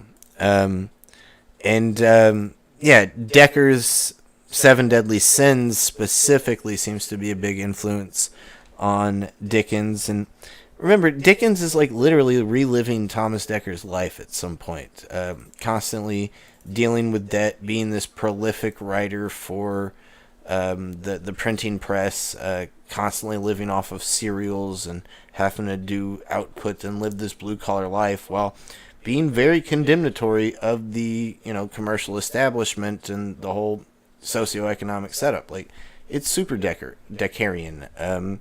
Decker's literally called the Dickens of the Elizabethan age, and it's almost like trying to make it on Substack without selling out, Yeah, which there goes our camera. But honestly, to me, that's a misnomer, right? Dickens is the Decker of the Victorian age, is what should be said, right? Yeah. Like, fucking talk about time out of joint, right? And so, okay, I wanted to bring up Ezra Pound as well. I didn't bring up T.S. Eliot. I should bring up T.S. Eliot, but like we'd be there for days, guys. He has essays and essays on almost every one of these writers. He has like dozens of essays on Shakespeare alone, but he has essays on Middleton. He has essays on Webster, on Ben Jonson. But his buddy, Ezra Pound, also is deeply ensconced in Shakespeare to the point where he's literally married to a Shakespeare. His wife, Dorothy Shakespeare, is apparently a descendant of the Stratford man, William Shakespeare of Stratford-upon-Avon. And so, maybe this is a little bit. I've made a joke about if you want to make it in the literati, you got to be able to quote Shakespeare at the drop of the hat. Some people, on the other hand, they're gonna get in that bloodline. They're gonna get that Shakespearean bloodline to get that literati status. Ezra Pound's just hedging his bets at some point because he's doing both, right? These are all some of Ian's favorites, and even if you're not familiar with Ian or Right Conscious, these are big time names, right? Ezra Pound's one of the great American modernist poets. He's one of the modernist icons that helped shape the modernist movement of the 1920s and 30s and 1910s. It's everybody, guys. It's comical. You just think up any author, and you're gonna find it. And at some point, I don't want to make it seem like it's only Shakespeare, because so much of this has been arguing it's all the Elizabethan era, right? Thomas Nash, Thomas Dekker, John Webster, John Ford, Marston, John Drayton, Marston, Spencer, Michael Drayton, Sidney. Edmund Spencer, Philip Sidney. There's dozens and dozens of names that you should probably pay attention to. This era is a fucking goldmine. If you don't want to, wade through it and deal with it, that's your own problem. I'm telling you, this is the secret stash. This is the bottle of Michael Jordan's secret stuff from Space Jam, and you're like, I don't know if I like the taste. And it's like, dude, what you don't even know. You haven't even tried. Melville. Let me just talk about Melville for a second, because we brought up Dickinson. Ian likes to say often that there won't be any more Melvilles. There won't be any more Dickinsons. There won't be these people that get posthumously famous. Regardless of that discussion, Melville's gift was having a super, ahead of his time, prescient take on Shakespeare. while everybody else in the mid 1800s is getting all uppity and all excited about Midsummer Night's Dream, which rightly so, Melville's over there like taking deep injections, like just totally nodding out to Timon of Athens, like, and people are like, what the fuck is Timon of Athens? Is that a play? Yeah, that's one of Shakespeare's plays, and it's the underrated play of Shakespeare's. Some of y'all have heard Macbeth and Hamlet and Romeo and Juliet, but if you haven't heard of Timon, like, just go read Timon. It is the dope shit. It's pretty amazing. That's one of the first ones we read for book club, and yeah, did not disappoint. And so Melville read Timon, and he's like, "This is it. This is the crack rock that we're all looking for." It so is, dude. This is. I want to read Timon of Athens again. This is that, straight descent into the abyss that you need to have the balls to be able to do in literature, to go to those dark places that, we say McCarthy or Mishima or Faulkner or whoever, that we say they go there. Timon goes there and farther. It goes to the edge. And that like totally obsessed, Melville obsessed over that idea. He was constantly thinking about, how can I get to that edge, and how can I recapture that Timon feeling. And that's what pretty much produced Moby Dick. Like, yeah, Melville was pumping out other stuff to make money, but his pet project, his labor of love, was Moby Dick, and that was what he kept on the sidelines while he pumped out his other stuff. It's so much him trying to reach these ambitious heights that he sees in Shakespeare. Whether or not you agree with Melville's readings, your own terms, but it spurred something inside of him that nothing else was going to spur. And so, at every turn, at every chain in this link of influence, in this legacy, there's a new injection of Shakespeare. Faulkner, Sound and Fury, right? It's from the famous soliloquy in Macbeth, right? Full of sound and fury, signifying nothing, right? Faulkner is super influenced by Melville, but Melville is super influenced by Shakespeare. Faulkner is himself super influenced by Shakespeare. Cormac McCarthy is super influenced by Melville and super influenced by Faulkner, but also super influenced by Shakespeare. Ian, if you think Cormac McCarthy is the best writer ever, it's because he's got a triple dose of legacy down his, bloodline of literary influence of Shakespeare. It comes through in Melville, it comes through in Faulkner, and then it comes through in Cormac himself. It's because of Shakespeare. Like, I can't push that hard enough. And if you really want the dope scene, shit, or whatever. Yeah, if you really want the dope shit, though, you're not going to stop at Shakespeare, because 36 to 40 or whatever plays and 154 sonnets and 2 long poems, that'll keep you going for a while, but there's other stuff beyond that. There's, like I said, a whole host of writers who, do they all have 36 mind-bending plays? No. But some of them have a few. Some of them have quite a few. Some of them only have one, but that's all you need, right? And it doesn't have to be just plays. It can be prose pamphlets. It can be proto-novels. It can be poetry collections. It can be epic poems. And, like, by reading this Elizabethan literature stuff, this era, it is harder to read. It is harder. And like you said, they even, like, the line that he quoted from Burroughs earlier, right? This, like, the much fancier turn of phrase and combination of words to produce, like, a unique image, right? Where you talked about painted younger or whatever, right? Right. It's like when you go back and read the foundations of the language, right? If you go and if you can, let alone be able to read it, if you can actually go through and read some of the, if you can go read a Harvey pamphlet or a Thomas Nash pamphlet, you're probably good to go. You can probably read fucking anything, right? Yeah. You can go read some random, like, science paper. You're getting to the Ur stuff of the language. You're just going to understand way more stuff. And so you want to be able to make captivating characters and captivating scenes. And once again, don't let the style get above the substance. The substance is important. But, if you really want to understand it, I feel like if you can read the hard stuff, then doing anything else is easy. Like, if you can read that, of course you can write like Stephen King. Like, right. Anyone can do that at that point. No, you're absolutely right. Like, while I was in college, I always acted like, the hardest stuff to read are some of these modernists, right? Like Woolf or or William Gass, or Faulkner. And yes, they can be difficult to read, but like, go make yourself fluent in Elizabethan English. It's like mental weightlifting, Yeah. or literary weightlifting. Yeah, absolutely. Go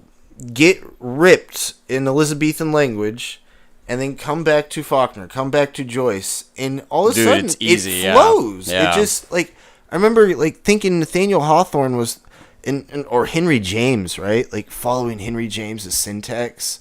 Like, this is so dense, it's impossible. I don't know I can't keep track, but like, yeah, go read some Elizabethan prose, like Gabriel Harvey. Yeah. Once you get used to Sydney's reading Defense of Poetry, Yeah. or Sydney's Letter to the Queen. Like, some of those sentences are like 3 paragraphs long. I'm thinking of like even Ulysses' speeches in Troilus and Cressida, right? It's like pretty long, and it's like gnarly stuff, and he's just kind of going on and on. But yeah, exactly. And like, once you do that, like, I'm not saying that you can totally immediately unlock all of Joyce instantly, and that Joyce is some kind of cartoonish joke. No. Like, it just, all of a sudden you have access. You have access. You're no longer this outsider that's tripping into Joyce's modernist world. Like, I think a lot of us are even more alienated than modernism even thought capable because of the change in language. And that may play into their project, but like, I think it's actually doing us a little bit of disservice. We're not fully engaging with their thing. We're even more alienated than we should be. And like, I don't know, once you do that, like, some of these things that make you feel so disconnected and alienated, all of a sudden, there's going to be some lines in Faulkner where you, oh, I get it. Oh, okay, I kind of sympathize with that character a little more. This isn't such a horrible, sordid portrait of things I would never see or understand. This is something a little more true to life for me. And so, like, I would argue that, like, Shakespeare unlocks, not just Shakespeare, I'm using Shakespeare as a blanket statement for Shakespeare Elizabethan, and Co. Jacobean, even Carolinian, and, like, go back and read your Chaucer, too. Go back and read your Dante, your Virgil, your Plato. Apparently Plato's like the most important thing ever. Your Aeschylus, your Homer, your biblical text, your Rig Veda, go read the good shit. But yeah, like, honestly, Shakespeare is this like Game Shark shortcut into, if you read the Elizabethan era, you're reading all of it. You're reading all of the things before it, you're reading all the things after it. Yeah. Even on this basic wiki, there's like whole sections just dedicated to like Melville understanding Shakespeare, apparently, and they just go off on tangents about all this sort of stuff. Critic F.O. Mathiasen found that the language of Shakespeare far surpasses other influences upon the book, and that inspired Melville to discover his own full strength. It's like, yes, exactly, Yeah, that's it. Like, that's what we're saying to you guys. It's almost like, you want to get into philosophy, kid? All right, you probably go read some Plato first, or at least make sure that's in the wheelhouse. Like, don't. I don't care if you like Nietzsche. I don't care if you like Spengler. I don't care if you like, Foucault. It doesn't really. You can read those guys first and like, oh, I kind of like this stuff. But you're gonna have to go understand Plato if you want to take it. If you want to write your own philosophy, you got to go read Plato, because there's no way you're gonna understand anyone else's arguments unless you read that original shit. Especially if you're taking the undertaking of adding to the conversation. It's one thing if you just want to sit back and dabble. It's fine, right? Yeah, read whatever order. But like, no, I want to add to the game here. Then you got to pay homage. You got to do them pilgrimage. Yeah, and eventually you got to go. You want to do the famous pilgrimages? Like, there's a reason why all those other dudes initiate yourself. Right? Yeah, exactly. Yes. And if your whole project is to totally eschew that entire establishment, that entire canon, that's cool. That's on you. That's an ambitious project. Good luck. But I don't think you'll be able to do it, because you're ultimately not going to have the power that the entire canon has. And for you to have any power, you're going to have to borrow from the canon. And in doing that, you're conceding to the canon. And so your only hope is to become part of the canon. To try and shape and form the canon in your own ways and ideas. Not necessarily kowtow to the vision of the conventional, traditional, old view of the canon, but like, it can be your own view, but you have to engage with the rest of the canon to do that. I don't know. We can probably call it here. It's getting late in the day. I hope you guys that are usually here for Shakespeare authorship and attribution stuff, that this was a nice little fun break. I hope you guys that are usually not here for attribution stuff, I hope you actually got a chance to see this and listen to this and think about this. Because, I've been more active on Substack in the last few weeks, and most of the activity on there is discussions about, where should we go with our contemporary fiction? What is the next step to keeping the literary canon alive and making a new sort of step or a new entry into that canon? What does that entail? Most of the authors that are still, considered in that canon, they're old, right? Like, Atwood's old. Morrison died. Foster Wallace is dead. Cormac just died. Pynchon's old. Pynchon's ancient.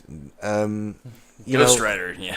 Like the new names, I don't know that a lot of us are totally convinced with some of the new names. And so there's a little bit of a vacuum there, and we're all noticing that vacuum, and we're all sort of complaining about that vacuum, but it's ultimately a good thing, right? Like, if we can figure out, logistically how to fill that vacuum, whether it's through the publishing industry or through this new Substack complex or through something else altogether, there's a vacuum there, and there's statements that need to be made that represent a whole new ideology and whole new generation. There's not a lot of great millennial writer voices out there. It's not. We're kind of still smushed under this big wedge of boomer and Xer writers, and us, not just millennials but Zoomers. Like, shit, you guys are up in your 20s now. Like, we got to go out there and start getting some new voices out there and making a change to the canon, but we got to engage with the canon. We're generations that are more distanced from the canon than any previous generation ever, and especially you Zoomers. Good God, you guys have no fucking clue. Like, Brady and I are lucky enough to still have some remnants of the old setup, and then have the new setup of the internet, and together we've sort of cobbled together an understanding of the canon. But yeah, some of you younger guys, like, you don't get it in your middle schools and high schools anymore. It's all incumbent upon you to figure it out through shit like, I don't know, Goodreads and Wikipedia and Reddit and random YouTubers. YouTube, and God help you. And so, like, my 2 cents would be just go dive into Shakespeare, and if it seems too hard to read, go watch Shakespeare, and then just try and don't worry about liking it. Just get used to how they talk, because you're not gonna like it, because you're not gonna fully understand them. And so I feel like Timon of Athens is very readable, because I remember it was one of the first ones we read in book club, and I haven't read every single Shakespeare, so I was like, that's part of the impetus, right? Like, let's go through this, let's like have a real discussion, act by act, and kind of, hey, was there some stuff that I missed during this plot scene, or can y'all help me, explain some of this, just so I make sure that I'm on the right page? But Timon of Athens being, like you kind of described at the beginning, it's like Timon of Athens, like, what kind of seaside deep cut Shakespeare crap where you try to pull on me, I thought Midsummer Night's Dream, I haven't read that, like, I thought, shouldn't we begin to this first? And Chance's like, no, let's try Timon first, right?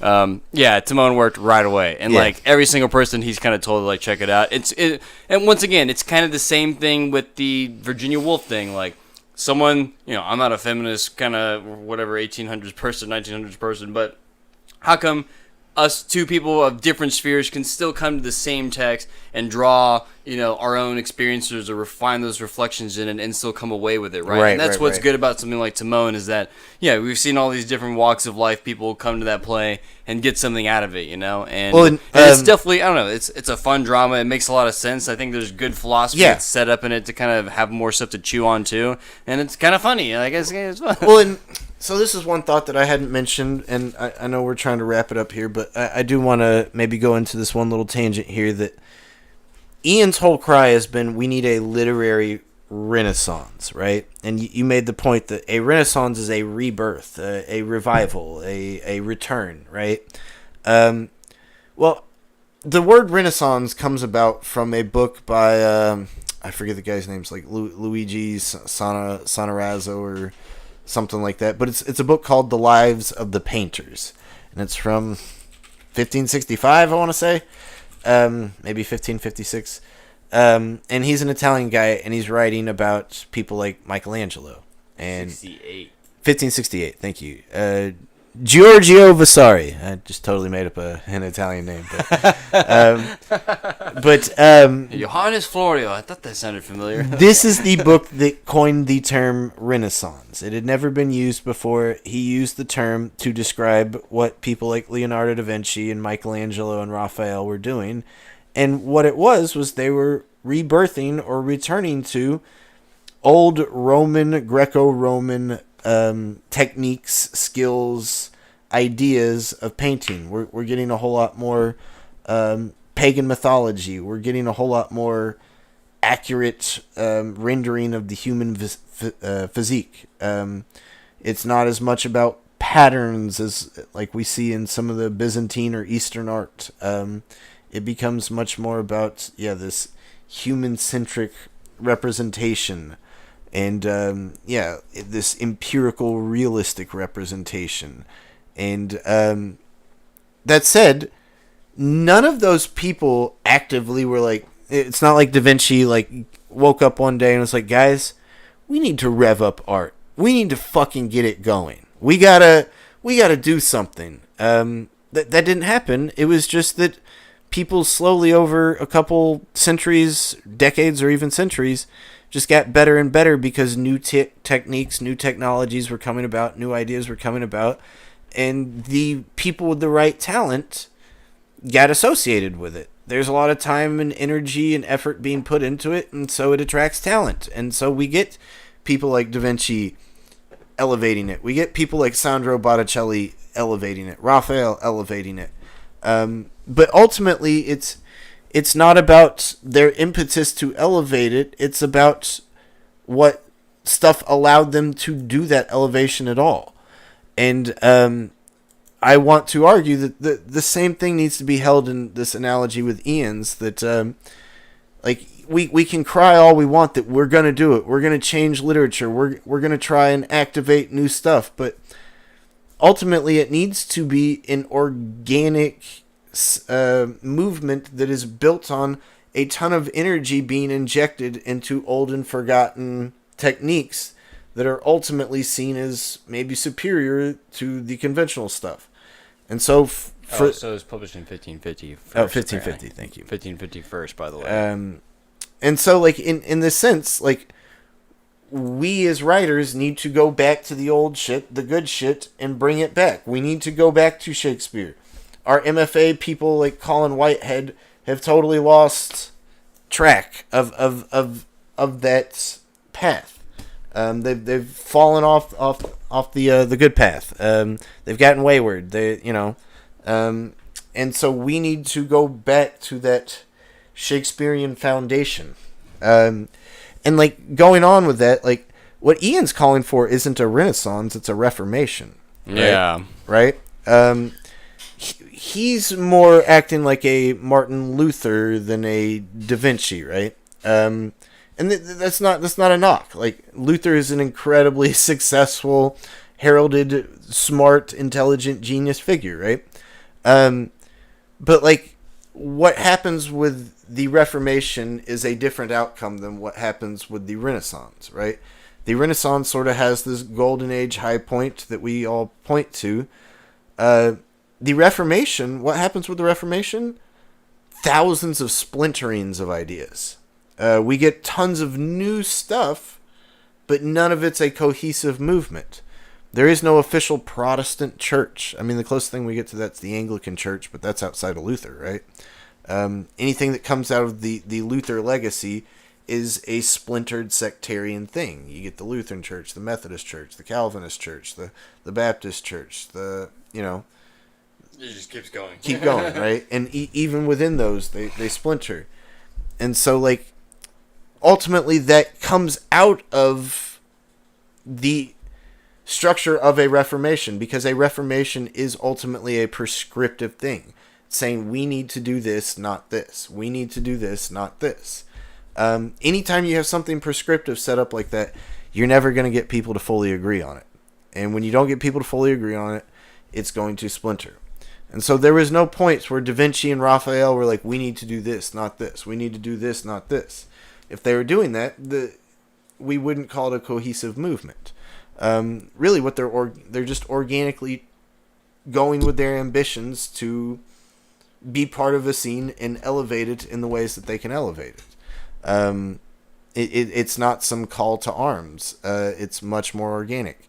And in that sense, like, the Protestant Reformation being that prescriptive, it makes it narrow. It makes it, okay, you're only a follower of this. And I get that feeling a little bit with Ian and Right Conscious, that ultimately it is sort of, it's sort of saying, hey, look, you can love literature and all literature, but we're going to put the modernist people up on top of the pedestal. We're going to put Cormac McCarthy on top. We're going to put Faulkner on top. We're going to put Mishima on top. Think of your disorienting, alienating, modernist, Gothic-leaning writer. That's going to be the sort of agenda. And, like, in doing that, you're already sort of narrowing what is or isn't part of your group, and you've made this sectarian limitation. And so all of a sudden you got people like me popping off on Substack that, like, yo, Cormac's great, but, like, he's not the greatest. I would totally put people like, I don't know, Ken Casey or Twain, Pynchon or Twain or Bierce. And, like, if we're just going on the great American novel, if we're saying Blood Meridian's the great American novel, no, it's not as good as Warlock. No matter what Harold Bloom says, it's one of the... Oddly, me and Harold Bloom agree on a lot of stuff. That's one we don't agree on. Bloom's wrong. Bloom's an idiot about Richard III, and Bloom's an idiot about Blood Meridian. Because Blood Meridian is great, but it is no Warlock. It's no Warlock. It is no Sometimes a Great Notion. It's no... it's no Warlock. Did we say that either? Yeah. It's no Look Homeward reiterate. Angel. No Warlock. It's no Velvet Horn. It's not even Tobacco Road to me, man. Like, where it's just like, it's no Heed the Thunder, Jesus. No, it's not that. As far as, since Warlock's on the table here, if what's like, I don't know what other kind of comparison I'd like to make, where, I have Blood Meridian. I like Blood Meridian fine, right? Yeah, it's really cool. But it's great. As far as, like, if there were actually, and this could actually regard to the Western canon too, right? If we wanted to choose which of those two versions of America we'd like to say, like, represents it, like, are we going to pick, especially maybe American, even American West or something, right? Like, do you want it to be Blood Meridian, and do you think that's what it really captures, or do you think it's actually Warlock, right? Like, which one is the truer novel? Yeah. Almost in a sense. And almost even which one would you rather even be the true novel, even if you had to pick, let alone if you actually think of one's reality. Which one do you even long and yearn for to actually be what descriptively, it needs to be? Like, it's describing the world as it is. Empirically, descriptively, Warlock is more on the money, right? But normatively, like, regardless of the actual world, just what sounds better, what feels better ethically, humanly, Warlock. Like, but, I can hear Ian be like, that's not fair, guys. Like, this is the bleakest vision there is, but, like, it makes it sound like Warlock's this Disney film and we're just parading this Disney or Hollywood film. No. There's darkness, there's complexity, there's sadness, there's tragedy, but there's actual, like, and just like there's darkness and tragedy in Blood Meridian, but there's also, like, an actual hope. And, End of Blood Meridian has that dumb epilogue with the pulling the light bulbs out of the ground or whatever the fuck, right? But it's not the same heart that Warlock has at all, right? But definitely darkness still feels like that Gnostic spirit definitely kind of wins over in the End of Blood Meridian. There's something Kubrickian about Cormac McCarthy, and, like, I think the world of Kubrick, like, he's just the best filmmaker. I just love him. But Kubrick hates people. Like, all of Kubrick's characters are just scum. Like, even Lolita, the little girl in Lolita, who's supposed to be the victim, like, she's scum. everybody's scum or stupid and let scum get the best of them. And like, I can't think of a single character in Kubrick other than maybe Colonel Mandrake that has like any sort of heart, that has any sort of decency. All his characters are just nihilistic fucking nightmares of people. And there's something true and unbelievably profound and fun and cool and exploratory about it. But there's something also exhausting and empty about it. Yeah. And I feel like Cormac's even worse than Kubrick on that level. Yes, I would agree. Judge Holden's so fucking cool. Yeah, so super deep. cool. Yeah. But I hate every person in there. I don't want to have a beer with a single person in any Cormac novel. Like, and I'm not sure what that really tells me about the rest of the world. Except for maybe Homeboy, Sheriff in No Country.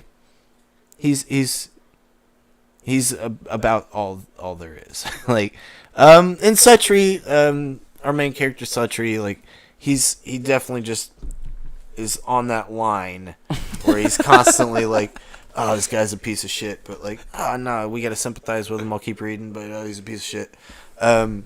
But yeah, there's something in that where it's like, Oakley Hall can make those characters. Yeah. But there are also characters that can act like heroes, and maybe in a humbling, humiliating way. But there's also mythic, legendary heroes that's like, is that a real person or not? Right.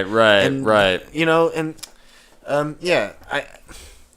both novels are trying to hit something mythic. Yeah, they are for sure. Yeah. Yes, exactly. I think if what would be the best probable way of, like, because we're talking about our own personal takes, a lot of this stuff, right? Oh, I pick Warlock over that, but it's just like, I would probably have to give the credit that it's like, I guess, it's like Warlock, Blood Meridian, and like, I don't know, is it like Lonesome Dove or something that makes some sort of those are the tetralogy, of something maybe tries to capture the different aspects of America, right? Right. It's like, killed all the Indians, that kind of sucks, we suck, Blood Meridian, yada yada. And then we got this sort of like, Warlock is supposed to be it wants to, like, you think it's going to be the mythic tale, you think it's going to do that, but it's pulling the rug out from under you, but then it also managed to, like, catch you on your feet again. Yeah. End, It's like, it didn't just like, I threw all your expectations very away, much fuck you, like, it's like Blood Meridian's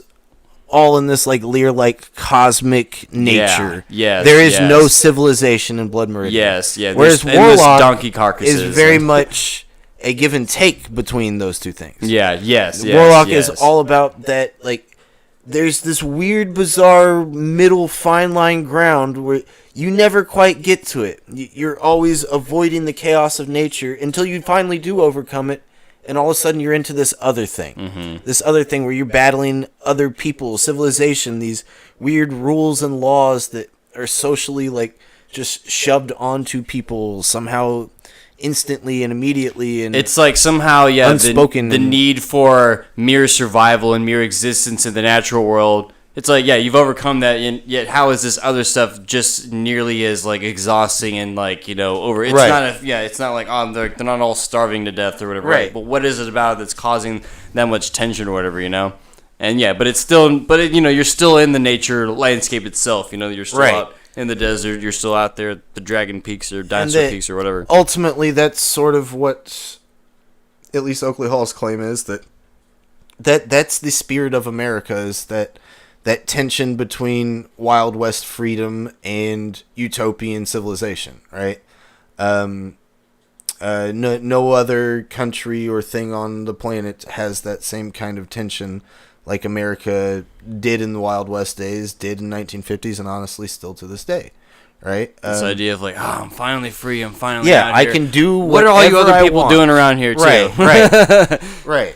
And me and Brady being from Texas, hits close to home. Also, maybe shout out to Pete Dexter and Deadwood, which is definitely sort of riding that line as well, which is what the show is based on. That's maybe the fourth in that tetralogy, since tetralogy's 4. Oh yeah, not tetralogy. That's good. No, you set me up. That was good because I want to say Deadwood. Like, those 4 stand out to me. I was like True Grit or something. Oakley Hall says Butcher's Crossing's the great Western novel. Okay. I just don't feel like it's quite a Western. It's more a nature frontier novel. Yeah. Because it's about. There's no real civilization butting up against and questioning about its merits in this civilization. Yeah, it is nature. set in the 1800s, and yes, they're going and trying to wrangle buffalo to get a bunch of buffalo hide, and it's 3 characters, and the main character is this guy that's some yuppie from Boston or something or New York, and he's like, I want to see nature. I read a bunch of Emerson, and I'm gonna go fucking experience nature because that's the most transcendent shit on the planet. And he goes to Kansas and gets in with this fur trading company, and this one psychopath Judge Holden type character.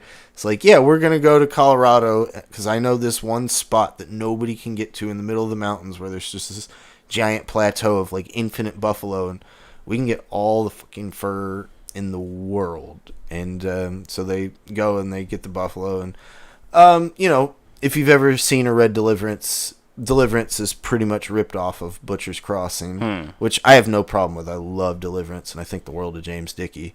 But yeah, like John Williams' Butcher's Crossing, which most people know John Williams from Stoner. That's his more popular one. But all 3 of his novels are great. I've seen Butcher's Crossing make a cult following on the internet now these days. It was supposed to get made into a movie, and I think it did, but like it was supposed to be a bigger production. Like the Coen brothers were behind it for they had the rights on it for 2 decades. Like ever since it got printed with the New York Review books, they got the rights. But then when they had their little split up, I think they sold the rights to somebody else, and somebody else ended up making it. And I want to say Nick Cage is like the main Judge Holden type character, and it's like, oh, Nick Cage in a Western movie? I can't take this too seriously. I would include that, but I just don't feel. Yeah, it is Nick Cage. There we go. I'm Nick Cage. I need to watch this at some Butcher's point. Crossing. I heard it was terrible, but he does look like a crazy psycho. I want to watch this, but my roommate hates Nicolas Cage. By the way, Jamie knows my roommate. Do people like him or love him? I enjoy Nick Cage. I personally unironically enjoy Nick Cage. I have no problem with Nick Cage. Sometimes Nick Cage is in really bad movies, but that's more his agent's fault. And I'm just not gonna watch the bad movies. The old skit. From the Crack magazine. Yeah, you take any single movie. You're a tasteless ass. Yes. Yes. My mom knew Nick Cage growing up. Her best friend growing up was Nick Cage's cousin, who, related to Francis Ford and all that. Said Nick Cage was an annoying little twit. The point being, this is a really cool book, and you could also put it on the Great Westerns list. Like I said, I just don't feel like it quite hits a certain set of, rules to be counted. Look, they even put Blood Meridian and Warlock here in the same. Yeah. And so it's in that short list, guys. If you haven't read Butcher's Crossing, go read it. It's short. It's easy. You can read it in 1, 2, 3 sittings or something. It's 200 pages max. Let me see. Any other artists or authors that we haven't talked about? Not that I can think of off the top of my head. As far as the Shakespearean, Elizabethan influence or whatever. Okay, maybe this will be a final note. Okay, so we're telling you to go read Shakespeare, but you have to do it in earnest, guys. Don't just go read Shakespeare and then mine quotes to just mindlessly try to fit into this paradigm. If you don't care about it, it's not going to shine through your work. So, you have to actually care about it. You have to like Shakespeare and enjoy reading it and think about it and say, what does Shakespeare mean by this? Or what if we did this in this play? How would that change things? You have to kind of play with those ideas in your head. Because if you just mindlessly try to paste on Shakespeare, this is what you get. You get this. Okay, so, I don't think I have to preach too hard to right conscious followers that Jodi Picoult is not the next coming of the Western canon. She's not the next Nabokov. She writes bestseller fiction for middle-aged women. She writes, she made that story about, the one with the chick that had the cancer and then she dies and then her sister's like, oh no, I'll take care of you because you got cancer. And then she did that other one that was like a single mom and like cancer.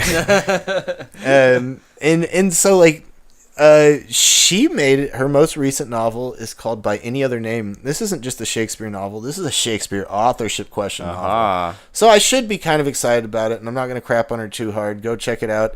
I'll say it like this. I bet it's her best book. But at the same time, she's clearly not somebody that has been steeped in Shakespeare from the get-go.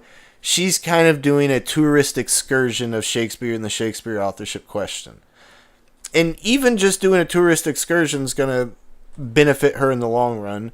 But I just want to say that you can't just paste it on, because this shit is not canonical, right? This is bestseller dog shit. No offense. I guess. I don't know. It doesn't matter. And so, yeah, like, but even just pasting it on will at least get you there. But don't. Or we're gonna come and find you, and we're gonna flame you on a YouTube video. Right. Okay? Like, don't just paste it on. Like, actually do it, and like, because it's not just using the name for the title or just using a character. It's like ensconcing yourself in the language and re-expressing that language in your own lexicon. That's what Melville did. Hey man, Melville's all over Timon of Athens. Timon of Athens might already be taken. I'm telling you. Coriolanus. No one's touching Coriolanus enough out there, Like, we got to get these Coriolanus and honestly, here. Coriolanus might be the perfect, like... So I've been thinking about gateway Shakespeare, right? Like Brady said, go read Timon of Athens. To me, the ultimate gateway Shakespeare play is not a Shakespeare play. It's a Marlowe play. Go read Jew of Malta. Jew of Malta's pretty great. Trigger warning if you're at all Jewish or like super defensive about any anti-Semitic sentiments. That said, Barabbas is a fucking badass. So don't act like he's some victim of some racism. No offense, you're not very smart if you read that and you think that he's the only bad person to play to. He just gets most of the screen time and gets to be characteristically like it's a lampoon, it's goofy. Yeah, and he goes off the handle, but anybody can go off the handle, right? I don't know. It's easy to read. It's shorter than Shakespeare. It hits a lot of Shakespearean kind of structures and ideas and phrases and phraseology. But yeah, it's super easy to read. You can't watch it, though, because nobody will put that show on or put it into a movie to save their life. Because, most production money is coming out of, Jewish investors or people associated with Jewish investors, and it's like, nah, dude, they won't touch that. So go read that one. Let me see. Another really good gateway Shakespeare. Let me think. Arden of Faversham. Go read Arden of Faversham. That may or may not be Shakespeare. We still don't know who wrote it. People argue whether it's Thomas Kidd or whether it's Shakespeare and maybe another collaborator, possibly Thomas Watson. Arden of Faversham is like, I don't know, it's the original 1590s version of a Fargo season or a Fargo movie. It's a little easier to read, a little more digestible than other Shakespeare. Another one that I think is really good gateway Shakespeare, which may mischaracterize other Shakespeare, but it is Shakespeare, is Titus Andronicus. It doesn't have any of the dense poetic flair that other Shakespeare from that time has. And it's just over the top with some of the plot points, but it's juicy because of it. Like, people getting their arms cut off and tongues cut out and people getting raped and killed. And it's crazy, juicy, bloody, raucous It's really stuff. crazy. Yeah. And then, like, once you're able to, like, read those and follow the plot points and get used to the language, then go dive into some heavier duty Shakespeare stuff. And I think you'll feel a little more comfortable in those waters. And if you need some help, make sure you join The Apocalypse is Harry Book Club over on Patreon, where you get a lifetime Discord access to our private server. You can come talk with us whenever you want, but yeah, come join the book club with us. Shout out to David, shout out to Mike, shout out to James, any other folks that want to come join or have joined in the past. My man Michael over on Substack, thank you. Yeah. But yeah, if you want to, we come every single week and we talk about the plays, one act at a time, and yeah, kind of go through the whole thing. So yeah, if you need to give someone the Shakespeare Christmas spirit this year, this is a perfect opportunity. But yeah. I think if that's all we have on the menu today, this was a good, nice long stream. We got a little bit over 2 hours in. I think we finally laid out our art. State-of-the-art aesthetic manifesto in some regard, or at least, I said I was going to go on a spiel about Stoppard, but we'll call that here, and we'll say that for probably its own stream. Yeah, because I think that's very pertinent. Yeah, there's enough to go through. And he's beyond steeped in Shakespeare, like in Sydney. Yeah, in Sydney, and I don't know. There's this play he's got, Travesties, which is about like James Joyce and Vladimir Lenin and Tristan Tzara, the founder of the Dadaist movement, and they all live in Zurich in 1918. But like, even in that fucking play, like for pages on end, he'll just break into Shakespearean language, and his characters, for no reason, will just start acting like they're in a Shakespeare play. And so, like, even when he's not writing about Shakespeare, he cannot help himself. Stoppard wants to do Shakespeare, so I do want to talk about that at some point. That said, thank you guys for coming and viewing. Z, thanks as always for all the baking commentary. Marty, thanks as always for tuning in to all these live streams. Ian, thank you for all the work you're doing. You're doing the Lord's work, all your YouTube work, Substack work. You're getting people like Brady and and I'll go ahead and just shout out some names from Substack. You're getting people like Joseph Coleman and Stefan Bachu, I hope I said that right, Stefan.